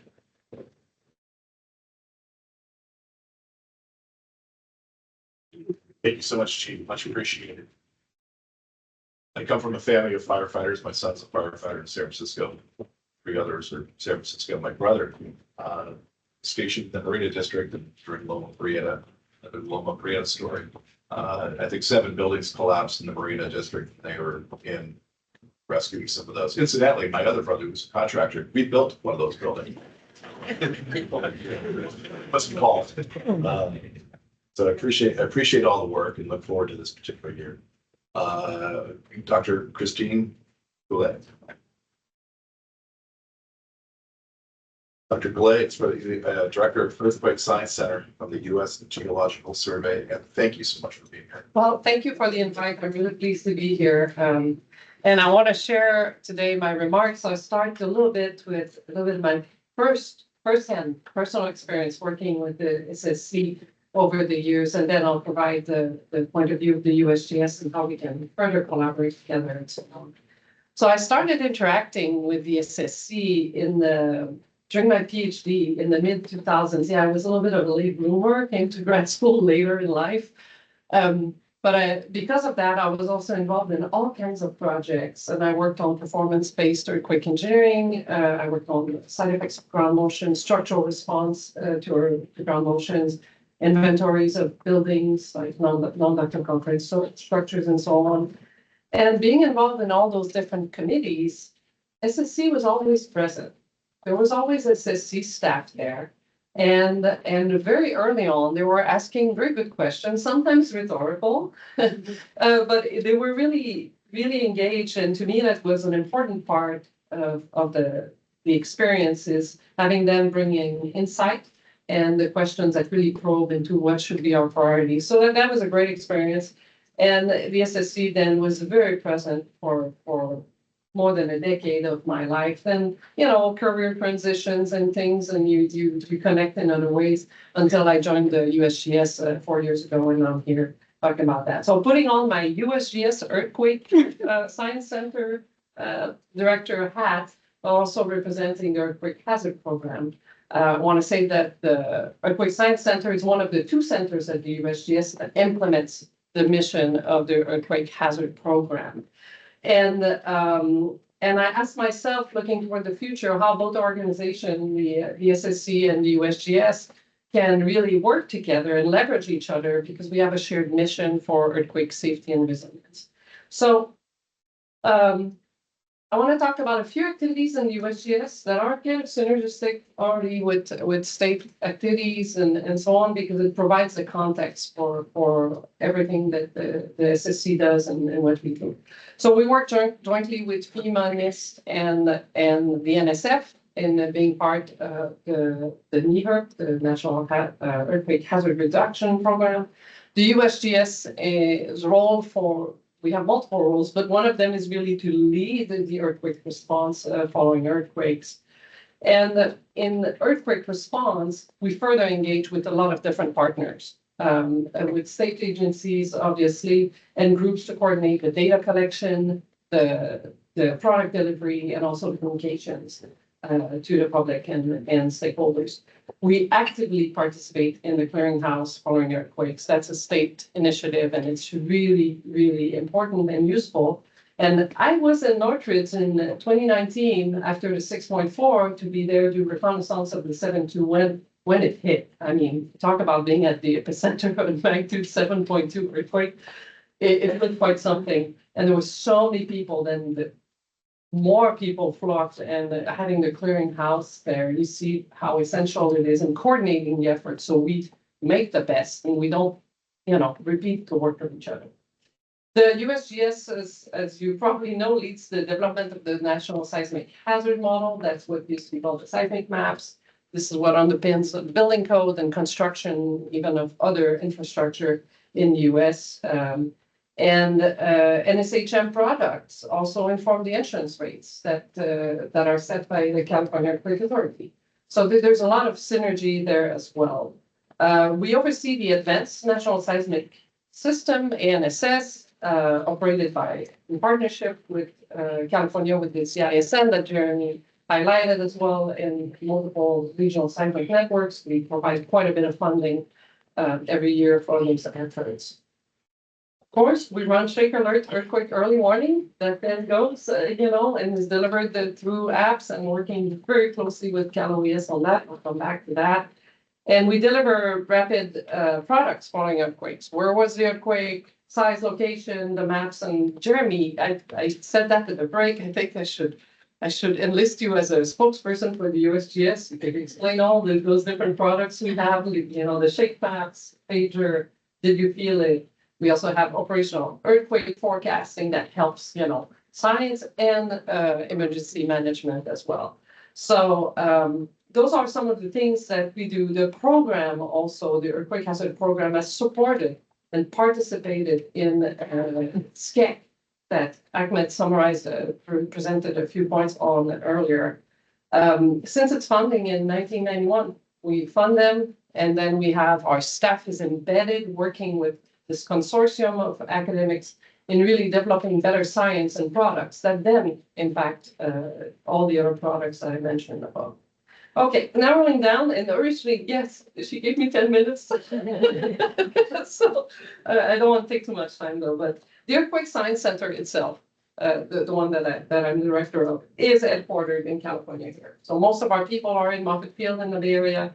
There's a lot of people in Pasadena, and then we have another crew that's with a group that's in Seattle. Our main activities really contribute to various products. Of course, we do the research. We're the primary research group federally funded to do earthquake research. And then we do the operations, the 24/7, 365 of all the seismic networking and the earthquake early warning, earthquake early warning system. So really, as part of those activities, there's really a strong collaboration with Cal OES. It's important that we coordinate the efforts, and the engagement, and also public education and all those efforts. It's really a flagship of what we do. With the California Geological Survey, we do work on induced seismic hazard. We study fault map. We map faults, put them on the map. So we do a lot of fault studies and all that. And with all the instrumented buildings, we have a lot of synergy in funneling the data from our own instrumentation program that goes there as well. We have been working over the years with Caltrans, with BART on a more local scale. You've heard already about shutting down trains with earthquake early warning from California. And we maintain a very strong program with the Pacific Gas and Electric company that really focuses on the research to improve the resilience of lifelines and all the distributed infrastructure that's so vital to our society functioning. We have strong collaborations with several universities in California and beyond also, in addition to SCAC, and with several professional organizations like SSA and ARI. They're also headquartered in California, so there's something going on here. So these interactions, we had the operations, the research and response level are critical. They really leverage all our different capabilities, and it's really important. These activities benefit the California residents and all the businesses and all the framework and everything that the state stands for. So it's really important, and through this improved infrastructure and also better emergency management. Okay, so the SSC has traditionally been very instrumental in forging these relationships, and so I can see a clear benefit to our shared mission again to increase this engagement. I see there's an opportunity here as we look in the next 50 years. And especially with additional state agencies, the private sector and local government. There's currently not really good mechanisms or entities that really focus on interactions with local government and the private sector. And this is the fabric of society. So I think this is a place where we could interface more with the SSC. So others before me today highlighted all the different contributions of the SSC, and it's really remarkable what it has accomplished over the years. But the intent of my remarks was really to reaffirm that the benefit of collaboration that we've had, that we sustain, that we want to continue, and to really express a desire for strengthened connections. Really, by working together, really more than the sum of our parts. And I think that's my key message here. And it's nice that this is celebrated today in the honor of the 50th anniversary. So thank you.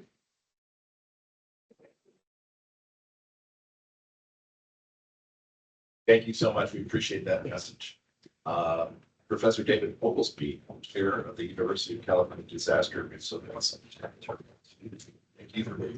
Thank you so much, Chair Rabbit, Vice Chair Garnes, Director Sarah McBride, and all the rest of the commission. Thank you so much for inviting me here today. So I'm a professor of seismology in the Department of Earth and Planetary Sciences at UC Riverside, and I'm actually a longtime member of SCEC, so shout out to my buddies there.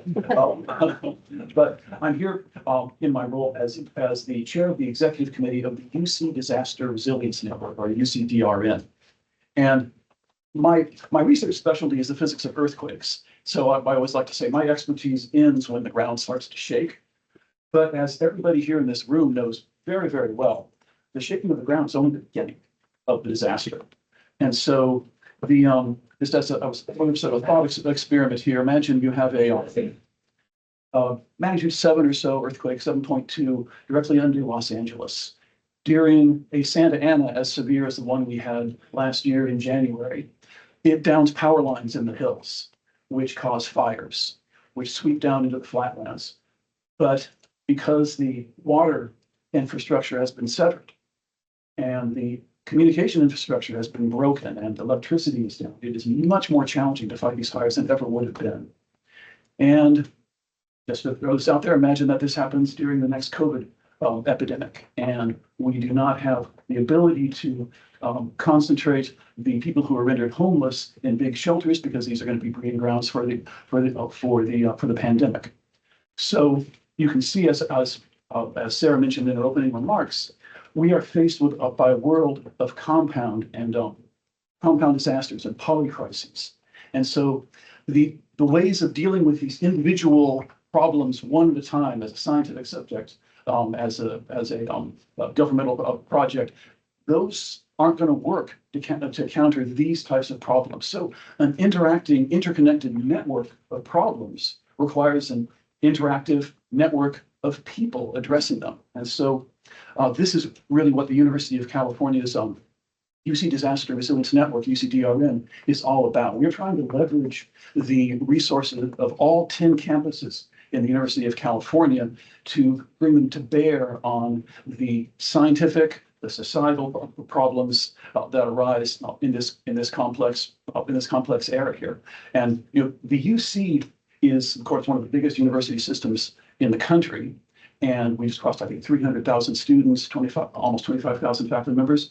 Any individual UC campus doesn't have the expertise to tackle all of these problems and their interconnected nature. But if you put together everybody in the UC, we do actually. And so this is really our goal at the UC Disaster Resilience Network, to tackle these types of complex compounding and polycrises. So we are faculty, students, and staff at the University of California, but we also partner very strongly with private corporations, non-governmental organizations, local governments, to bring the science and the research to people who need it most. I work with, when we have our executive committee meetings, I talk with meteorologists and fire scientists and political scientists and engineers. And so we're thinking about all these problems as a system. And we also have, we're putting together robust research plans, and we're also putting together curricula to try to educate the next generation of students who will be aware of these issues. I'm teaching one of our graduate courses right now, and actually I'm proud to say that some Cal OES members have been sitting on that course, which I just talked with some folks, so I'm really excited about that. And of course, these courses are meant to be hybrid and online, so they can be cross-campus, and once again, you can bring together students from all the different campuses. So and we also are with other partners hosting speaker series, such as with the California Council on Science and Technology. We've put together a number of panels on the climate change and human mobility, which thousands of viewers have come in to view. So I don't want to take up too much more of your time, but I just wanted to say how thankful I am for this chance to talk about these collaborations. We're, the people here in this room get it, which is wonderful to see. We're especially delighted that, you brought in Director Sarah McBride, who definitely gets it as well. And all of you really are fantastic partners. We're the people in this room behind me here, I think, are going to be excellent partners in these endeavors. So thank you so much for your time. Thank you.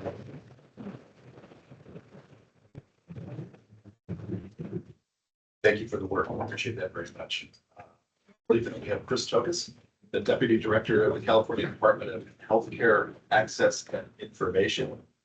Each guy. I felt like I needed to go full, stop with the acronyms. And make sure Appreciate that. But it's still much fun for us. So, Assembly Member, and Mr. Chair, Rabbit, the commissioners, commissioner staff.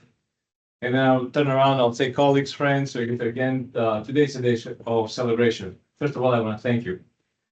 It is an honor for me to be here today, and I am deeply grateful to join in truly celebrating 50 years of success, 50 years from the creation of the commission, 50 years, I guess, of delivering great products for creating a resilient California. Usually I stand in front of you and I give you the annual report of Assembly Bill 100, and the performance of the organization as far as seismic compliance. Today it's a day of celebration. No technical jargon, no SPCs, no NPCs. So today is a day of celebration. So for 5 decades, 50 years, this commission has stood at the forefront of advancing seismic resiliency across California, from one end to the other. First of all, for me, it is an honor and privilege, and second, for my organization, to have the opportunity to contribute to that enduring mission. Our relationship started very early, and when I saw Bob earlier, when I saw Dick and so on, I guess it was like the old days. So again, I will emphasize that bringing us all together, I guess, so again, it is part of this celebration. So over the years, I had the privilege and the honor, I guess, of working alongside so many of you, so many of my engineering friends, policymakers, researchers, the community as a whole, and the leaders of the community. All of those entities that I mentioned, they're united for one purpose: to protect lives. Not only to protect lives, but also to strengthen resiliency in our great state, the great state of California. And there's no equal. Been around the world, there's no equal to it. Since its creation, this commission has driven countless initiatives that have reshaped the seismic safety across California. Far more than I could sit and enumerate today. And previous speakers, they gave you a synopsis of it. And I really mean a synopsis of it. They did not really go initiative by initiative because it would take days for that. And that's what the commission has achieved. But as we reflect on California's progress, especially in safeguarding our hospital infrastructure, it is important to recognize the commission's foundational role. So today, what I'm going to do, I'm going to highlight just one initiative. That initiative is close to my heart. That initiative, it is my mission. That's what I do every day. That's why I'm here. That's what I started 40 years ago. So, and you know what I'm going to talk about? I'm going to talk about SB 1953. So what many people don't realize is that Senate Bill 1953 was enacted in 1994, 5 weeks right after, again, the catastrophic earthquake of Northridge. In many ways, it refined and formalized, again, OSPA's response to an initiative that it was first articulated by this commission, by you, 40 years ago. In 1986, the commission published California at Risk, Reducing Earthquake Hazards 1987 to 1992. Under milestone 4, Initiative 1.2, the commission called for a comprehensive program to seismically strengthen hospital buildings not constructed under the auspices of the Act, pre-1973 buildings as we call them. We at OSHA, we took that recommendation very seriously. So we studied it, we expanded it, and operationalized it. So when the Senate bill passed in 1994 and it was enacted, it reflected that work. It reflected a legislative embodiment of a vision that began right here with you. And I keep emphasizing that because it's the biggest program in the world. That lineage matters. It shows that when the commission identifies a need and when OSHA applies its technical expertise, California does not just talk about seismic safety. We act on it. And we act in throwing everything we have, all our efforts, all our forces. And the results speak by themselves. The results are extraordinary. Because of decades of disciplined implementation by OSHA, now HCI, as we mentioned earlier, California's hospitals are dramatically safer today.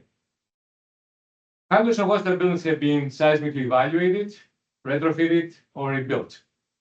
The entities that they are vested in the future of the state, in the future of the state of California, and so again, creating those physical environments for our people to receive the best healthcare in the world, they are moving forward.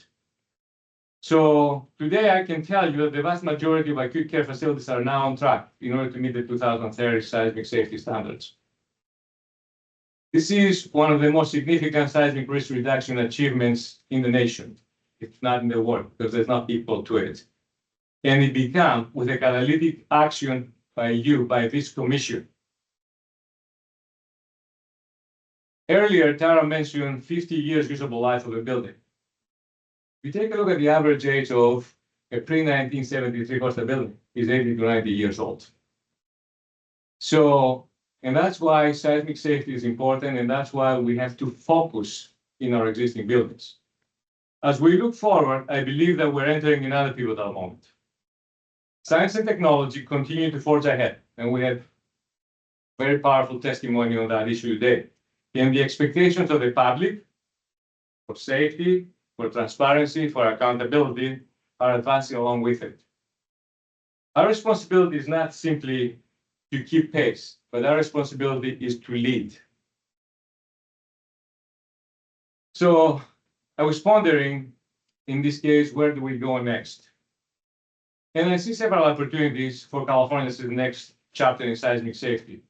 So I sat down and I thought about it, and here are my top two. First, expanding our focus from compliance to resilience. We know compliance is the floor, resilience is the goal. So what does that mean for me as an engineer? What does that mean, okay, so for the commissioners, okay, so in this case? What does it mean, okay, so in this case for the public? It means that we have to engineer and construct, and I'm putting emphasis on the word construct. We can engineer. Our building codes are really good. But then step number two, okay, so it's construct structures, buildings, infrastructure systems, okay, so in this case, and communities that not only survive earthquakes, but recover quickly. And it means that we have to support owners, policymakers, engineers, and local jurisdictions with the appropriate tools that make seismic safety easier to implement, not harder. My second top goal is investing in education and community.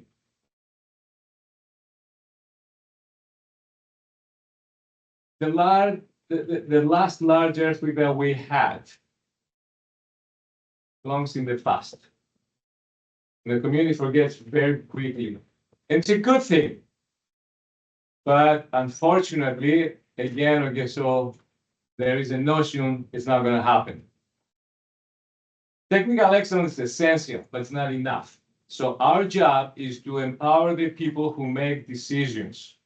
Policymakers, owners, facility managers, contractors, inspectors, and the public as a whole, with clear, accessible information. I know it's in the books, I know it's in things that we publish, that's not good enough. When people understand why seismic safety matters, they make better choices. What gives me confidence is that the Commission has always been willing to ask hard questions, challenge assumptions, and publish and push for better outcomes. That is why California is recognized as a global leader in seismic safety. Not because we wait for change, but because we drive it. And that's the fundamental difference of what you do day in and day out. So for 50 years, this commission has stood as the guardian of California's resilience. You have created purpose, you have sustained expertise, and you have defined an unwavering commitment to public safety. Your leadership has illuminated risks, shaped policy, and strengthened the safety of millions. So as we look back and we reflect California's progress, particularly in safeguarding our hospitals, we can attribute much of that success to the clarity of the vision and catalytic leadership that has guided this commission from its inception. So today's celebration, today's commemoration honors that legacy and reaffirms, more importantly, the mission ahead of us. I want to thank you for your steadfast commitment. It is an honor to stand with you. And as we mark, okay, so this milestone, this 50-year milestone, and we work forward, I'm committed to be here for another successful 50 years for wins and victories with. Thank you.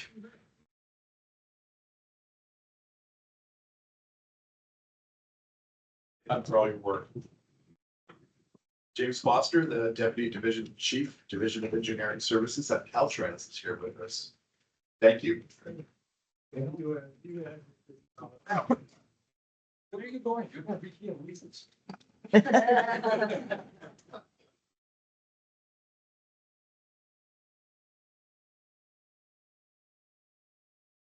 All right. Chair Rabbit, Vice Chair Garnes, Director McBride, Commissioners, thank you so much for having us here today.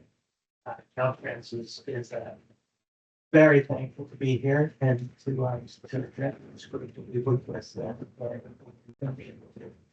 Make seismic safety foremost concern for us and get the public to understand what we do and how we do.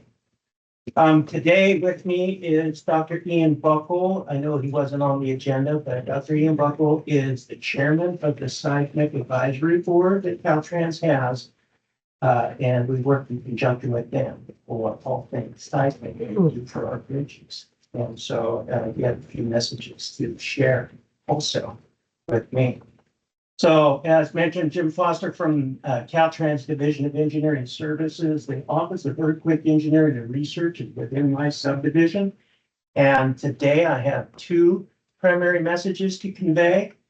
First is to acknowledge wonderful things this commission has done over the 50 years, which we've heard a lot about today, which is great. But the second is to just give a Reader's Digest version of the report that we gave to you, the self-assessment report that we gave to the commission about a little over a year ago, about what Caltrans is doing when it comes to the seismic safety of our bridges. So in that report, it's available on our website. So you can go to our website, take a look at it in more detail. But there were three questions that were posed, and of course, we provided the answers to them. So I'm going to briefly go through those questions. And so the first question is, what has Caltrans done to improve the seismic safety of the state's bridges? And so over the years, over the last 3 decades or so, Caltrans has invested $12.2 billion retrofitting or replacing 2,279 bridges of the 13,214 bridges on the state highways. We've been using updated seismic design codes in those projects. Additionally, local agencies have invested $1.4 billion in doing the same with their 1,190 bridges out of the 13,400 bridges that they have. Caltrans has worked with USGS, California Geological Survey, the Pacific Earthquake Engineering Research Center, academia, and of course our Caltrans Seismic Advisory Board to quantify and update information related to seismic hazard on bridges and those that they're exposed to.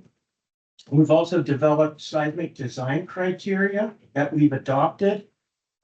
It's a compilation of state-of-the-art seismic design practices for bridges and the analysis methodology that we follow.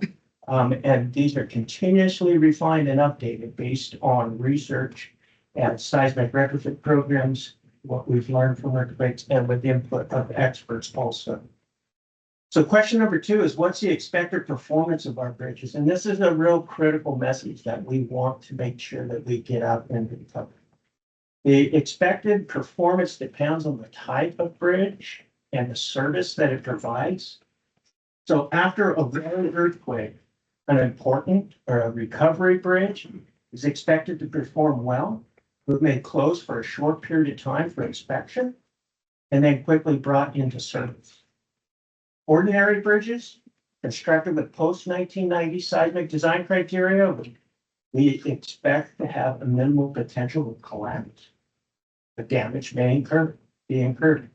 And retrofitted bridges with same codes are expected to perform a lot better, of course, than if they hadn't been retrofitted. And those two would have minimal potential for collapse. So in summary, the bridges that we have a minimal potential for collapse, but as was discussed today by others, and as we've all learned, and as you know well, past earthquakes has demonstrated variability in ground motions. And every time we have an earthquake, we learn, and we learn more. And the big picture of things, as Jeremy mentioned, we're gaining that data that we need. But in the big picture, there's more data needed for us to continue to refine. Especially for those bridges that are going to be near the end, and they could be looking at more significant damage, and some may need to be replaced, and that's the reality.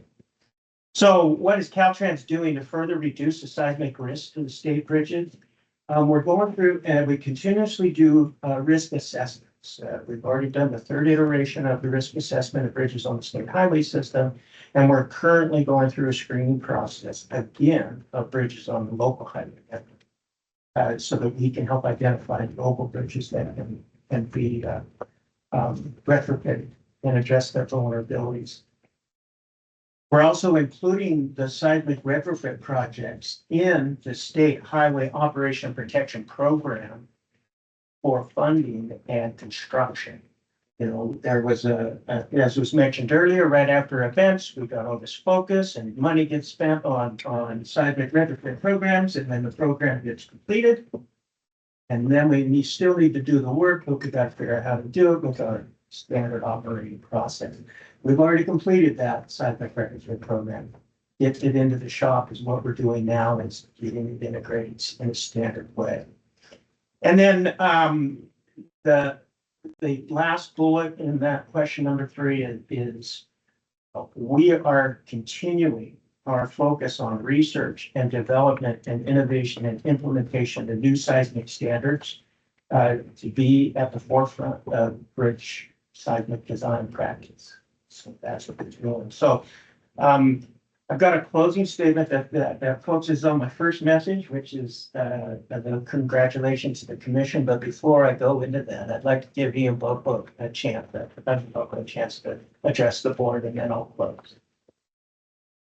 I'm Chair Reynolds, Vice Chair Guns. As Jim has just said, my name is Ian Buckle, and I'm the Chair of the Caltrans Seismic Advisory Board. And on behalf of the board, which is very much, and has a role very much like this one, on behalf of my board, I convey and congratulate the Seismic Safety Commission on 50 years of extraordinary accomplishments. And just take yourself a short moment to say something about the Caltrans Advisory Board. We're an independent body. We comprise 7 members with expertise ranging from structural to geotechnical, underground structures, and engineering seismology. The role of the board is to advise Caltrans on seismic policy and technical plans. Our overall purpose is, of course, to enhance the seismic safety and functionality of California's transportation structures. We were established almost 40 years ago, 37 if you count. 1989 was when the governor of the day was unhappy with the performance of bridges during Loma Prieta. By executive order, he created the Seismic Advisory Board. So we have been in operation almost 40 years. We report directly to the director of Caltrans. We meet 2 to 4 times a year. We published a number of reports, of which Competing Against Time was probably the one that's most well known. It was written as a consequence of the bridge damage during Loma Prieta, the extensive bridge damage during Loma Prieta. It was a blueprint, it laid out a blueprint for recovery in the bridge and transportation world, and improvements that were necessary in bridge seismic design and practice. In many ways, that report is the foundation of what we do today in bridge seismic design. Finally, I might say the board usually meets in Sacramento, almost across the street. But from time to time, we go meet with the districts, of which there are 12 in the state. District 1 is up on the board with Oregon, and District 12 is, well, it's actually 11, but it's not Titpic is down on the border with Mexico. The purpose of meeting with the districts is twofold. We want to learn firsthand about the seismic challenges at the district level, not headquarters, not only headquarters level. And we want to promote the existence of the board. What we do, how we get it done, and how we might help the districts do their job. Again, thank you for the opportunity to say a few words about Caltrans Advisory Board. Convey the board's best wishes again to the commission for another productive 50 years. As we go forward, let's work together to achieve exceptional resilience and for buildings, bridges, and the built environment at large throughout the state during future earthquakes, big and small. Thank you. All right, one closing remark. So with that said, I'd like to continue to focus Caltrans' appreciation for the contributions of the Seismic Safety Commission. The self-assessment report that we delivered to you is a critical accountability check that is important in the big picture of seismic hazards in California, and we appreciate that. Our transportation is critical for the mobility of goods and services and people that leads to prosperity in our state. And the commission assures that that focus is not lost over time regarding the importance of seismic resiliency of bridges in our transportation system. So your role is much bigger than just bridges and Caltrans, obviously, as was stated here with the built environment, the schools and colleges and hospitals and critical emergency life safety and buildings of all type in general. This critical role that you provide, we're very appreciative of that purpose you serve and what you do. And in making the world a better place, we're looking forward to continued partnership with the commission moving forward. And want to congratulate you for the 50 years of exceptional service to the people of the great state of California. So thank you.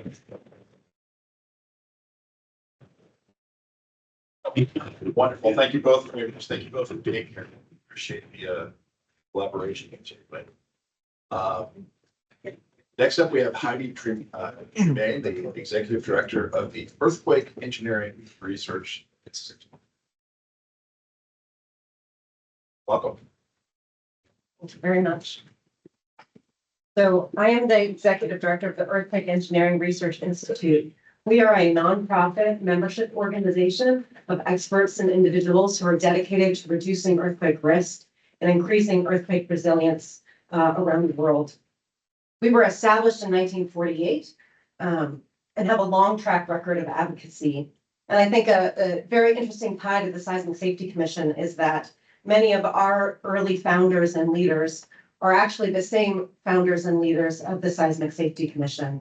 All those leaders were members like Henry Degenkolb, Bruce Bolt, Carl Steinbrugge, and actually many of the executive directors of the Seismic Safety Commission have been members as well, from Bob Olson and still are actually all very active, Tom Tobin, Dick McCarthy. And actually many of the colleagues together today in this room are also members of our organization and active contributors to our institute. When I'm thinking back about, I work at a membership organization, so I think a lot about the people, right?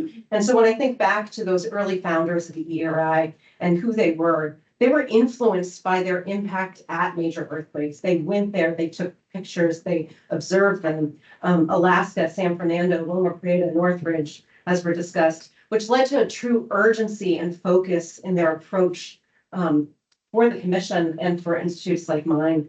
And because of their boldness and the urgency that they felt, it really led to major developments here in California, and California has led the nation and the world in many respects in regards to seismic safety, as so many have pointed out here today.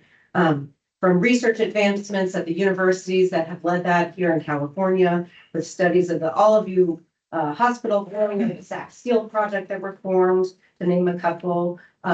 California building codes lead the world actually, and have been very proactive in their approach to seismic safety and adoption. Seismic hazard mapping, early warning systems are in the lead. And Chris just gave us a very good highlight of the hospital retrofit program and what a leader that is as well. But the challenge is that in recent decades, earthquakes haven't happened that much here in California, as we all know. So that attention, that urgency has really waned. Other hazards and concerns have focused. And I'm sure all of you see in your own regular day jobs, as well as here on the assembly floor and in the Senate, we hear a lot of talk about drought, fires, the housing shortage, sea level rise, and all of these things are really competing. And that urgency for earthquakes is much harder to make clear to those who really need to hear it and take some action. So from my view, this is really why it's so important to have the Seismic Safety Commission and organizations that, like mine, that are truly focused on earthquakes and can work to overcome that moment and really emphasize the importance of the work that's being done and the work that's needed.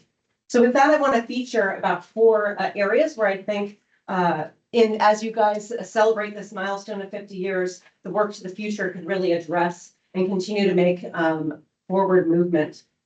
And I say some of this with as thinking of the spirit of boldness of those early leaders of the commission and really trying to emphasize the urgency. And I think there's a real opportunity for all of us to make some real progress. The first is to identify and retrofit existing vulnerable buildings and lifeline infrastructure systems. As I presume most of us here know, there's vulnerable building types like soft stories with a weak ground floor. We have non-ductile concrete, pre-1980 concrete buildings, many that still exist. Unreinforced masonry buildings where progress is made, but a lot of them were only partial retrofits, partial fixes. So there's a real need to accelerate and encourage local retrofit programs that have been done in some cities like San Francisco and Los Angeles have been leading the way. We have some specific concerns right now about some recent legislation that actually limits local amendments to building codes and could cause a major freeze to these programs that are so essential for making that needed action. There's also a lot of opportunity to enhance coordination among lifeline providers. Pleased to see that you have someone on the commission thinking about these lifelines.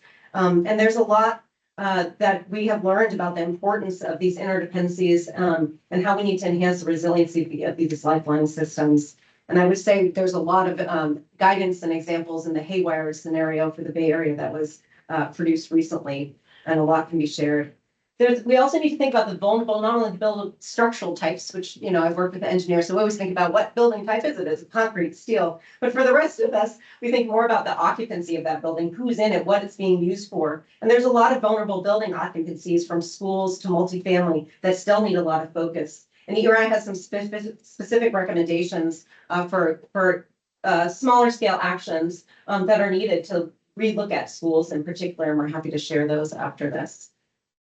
There's also a lot of opportunity to advance recovery-based building codes, and that was highlighted by a few of our speakers already. Moving beyond preserving the lives, which remains essential and important of our building codes, but thinking more about how we set our building codes and our design up to recover after earthquakes. There have been new recovery-based standards, guidelines, and provisions that have been introduced through the National Earthquake Hazard Reduction Program, are moving through the codification process. For those of you who don't know, the building code takes decades to get an idea all the way through, but California can be a leader and has done that before, and proactively moving with some guidelines and recommendations earlier than the rest of the nation. And there's still a lot of opportunity to do that for seismic. And it could be done even for specific subsets of buildings that state-owned facilities, for example, so that they design to a higher standard, or other cycles like that. My third point is that there's continues to be opportunity to invest in research and a need for continued research. Research that connects dollar values and timelines to impacts and looks at loss studies, opportunities to preserve and expand the statewide early warning systems and monitoring systems, many of which have been mentioned already. Research that identifies and improves new ways to retrofit these existing buildings that remain such a hazard. So much of our infrastructure is already built. How do we deal with those that are vulnerable? And there's new ways and approaches, and places like the shaking table we heard about can develop those, and researchers are working in those areas and need to be supported, especially now. And of course, there's also the need that's been mentioned to support reconnaissance after earthquakes and learning. So when those earthquake happens, those lessons continue to be captured, and we're well organized to do that. And finally, I think that my fourth point is that, and was highlighted also by another speaker, that earthquakes should be considered in other initiatives and legislation that are out there dealing with other hazards and other policy priorities. It's really important that as we address topics like housing affordability, green and sustainable building, sea level rise adjustments to our infrastructure, that we also really consider how those changes can support seismic safety and not hinder it.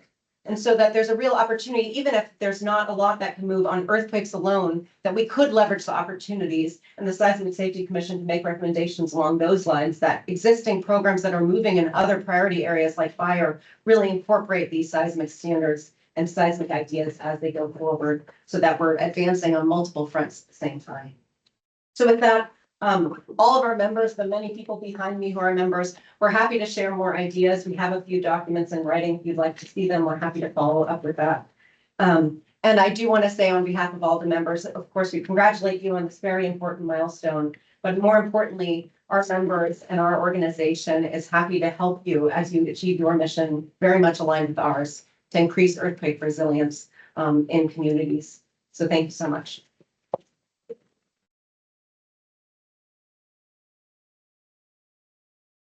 Thank you, Heidi. Appreciate you being here. Appreciate the words. Justin Velasco, the Director of Projects for the Applied Technology Council. So thank you for being here as well. Good afternoon. Good afternoon. I'm Justin Resco. I'm a structural engineer. I've been working on seismic mitigation of buildings for 20 years. And I'm here on behalf of the Applied Technology Council. We're an engineering nonprofit headquartered in the San Francisco Bay Area, and we develop tools and methods and resources for making communities safer and more resilient to natural hazards. So I want to share two opportunities that I see for the Seismic Safety Commission to make the state safer against earthquakes. Both of them have at their root the fact that we don't treat older collapse-prone buildings the same way that we do defective baby car seats. And some of you have heard me say this before. In that we, except in very rare circumstances, we don't recall those older collapse-prone buildings. People continue to occupy and use them. So keep that in mind when I share the two opportunities. The first is an opportunity to help promote school seismic safety in the state. So California, undoubtedly, we have the strongest seismic safety standards for public K-12 schools in the country. We have the Field Act. We have the diligence of the Division of State Architect. We have a culture that values seismic safety standards in the state to thank. But on the other hand, we know because of a 2002 study by the Division of the State Architect, there are thousands of public school buildings out there that are collapse prone. DSA estimates that no more than 20% of them have been retrofit or replaced. So we're talking thousands of buildings out there. The good news is that there are existing funding programs to where school districts can get monies to help retrofit these buildings. But there are challenges, and at least in some cases, they're not well known.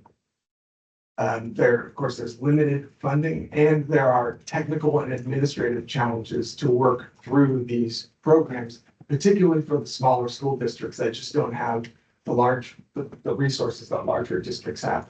So it seems to me that there's a great opportunity here for the Seismic Safety Commission to take a leadership role in the state to help bring together the various state agencies and other actors that are working in the space and to try to find solutions and to work through those challenges. My second opportunity is related to local seismic mitigation programs. You've heard repeatedly, California has outstanding seismic safety standards. But back to that baby car seat analogy, we have thousands of older collapse-prone buildings that are not required to be retrofit, that people continue to use day in and day out. You've heard a number of them already, and like Heidi, I think as a structural engineer, we think about the class of buildings, but unreinforced masonry, wood, soft story apartment buildings, non-ductile concrete buildings. Those are some of the examples. The good news is that there has been a lot of action at the local level. I like to say that actually the real seismic safety action happens at the local level. And this has happened through ordinances that require the screening, the notification, and in some cases, the retrofit of these older collapse-prone buildings. But again, at least over the last 20 years, this is primarily happening in larger, better resource jurisdictions. Smaller jurisdictions have not really been taking much action over the last 15 to 20 years. And so it seems like there's an opportunity for the Seismic Safety Commission to provide some leadership to help document and promote those best practices, to celebrate champions out there, and document some case studies, and then to encourage and enable other cities to follow suit. So in summary, two big opportunities I see: improved K through 12 public school seismic safety and improved local seismic mitigation programs. On behalf of the Applied Technology Council, congratulations for this milestone, and we look forward to opportunities to work together in the future.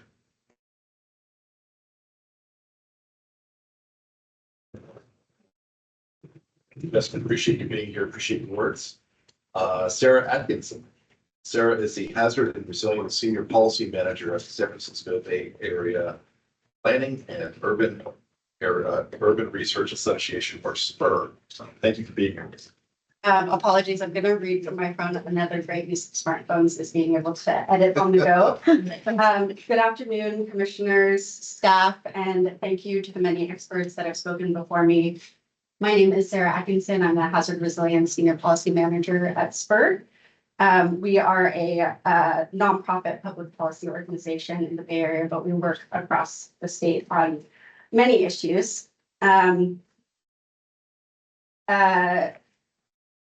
was founded in 1910 to support rebuilding after the 1906 earthquake and fire in San Francisco. As you know, this year is the 120th anniversary of that earthquake. SPUR will be revisiting our well-known resilient city reports, which I recommend checking out. There's a lot of good information in there on seismic safety. Through revisiting these reports, we're going to be updating them, celebrating actions that have been taken across the Bay Area, and also trying to outline some next steps. I'll make sure to share the policy with you all. Beyond SPUR, I'm also a board member of ERI, NorCal chapter, along with Dick McCarthy, who I've been grateful to learn from over the past 2 years. For the past 50 years, the Seismic Safety Commission has played a vital role in protecting lives, homes, and communities by turning hard-earned lessons from earthquakes into forward-looking public policy. The commission has served as the state's trusted nonpartisan voice on earthquake risk, advancing stronger building codes, improving public schools and hospital safety, and elevating preparedness across California. Through rigorous research partnerships and clear recommendations to state leaders, the commission has helped ensure that seismic safety remains on California's resilience agenda. Its 5 decades of leadership have not only reduced risks and saved lives, but also set a national and international standard for how to proactively prepare for inevitable earthquakes. In the last 50 years, much has changed. Our state's housing crisis has deepened, climate change and climate disasters are no longer a thing of the future, and affordability considerations are paramount in policymaking. On top of those challenges, we've seen the pullback of FEMA funding for both disaster mitigation, research, and recovery. And to continue making strides in addressing seismic risks, we must work with and align our efforts to those of housing, climate, fire mitigation, and other cross-disciplinary advocates, making the case that seismic safety is intertwined and not in competition with the goals of others. I task the commission with continuing to educate policymakers and the public, as well as seeking allies in unlikely places in order to advance seismic safety. Thank you for the opportunity to speak, and thank you for your half-century of work as a commission. We are infinitely more resilient and prepared than we were 50 years ago, and than we would be if the commission did not exist. I look forward to continuing the work with everybody in this room, and I hope to see some of you at the 50th anniversary celebration. Thank you.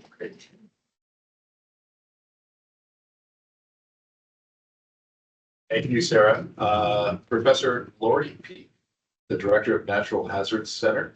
Oh, we have a video. On video. Here we go.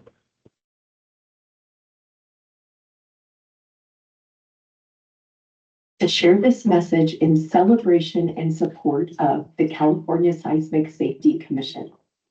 My name is Dr. Lori Peak. I'm a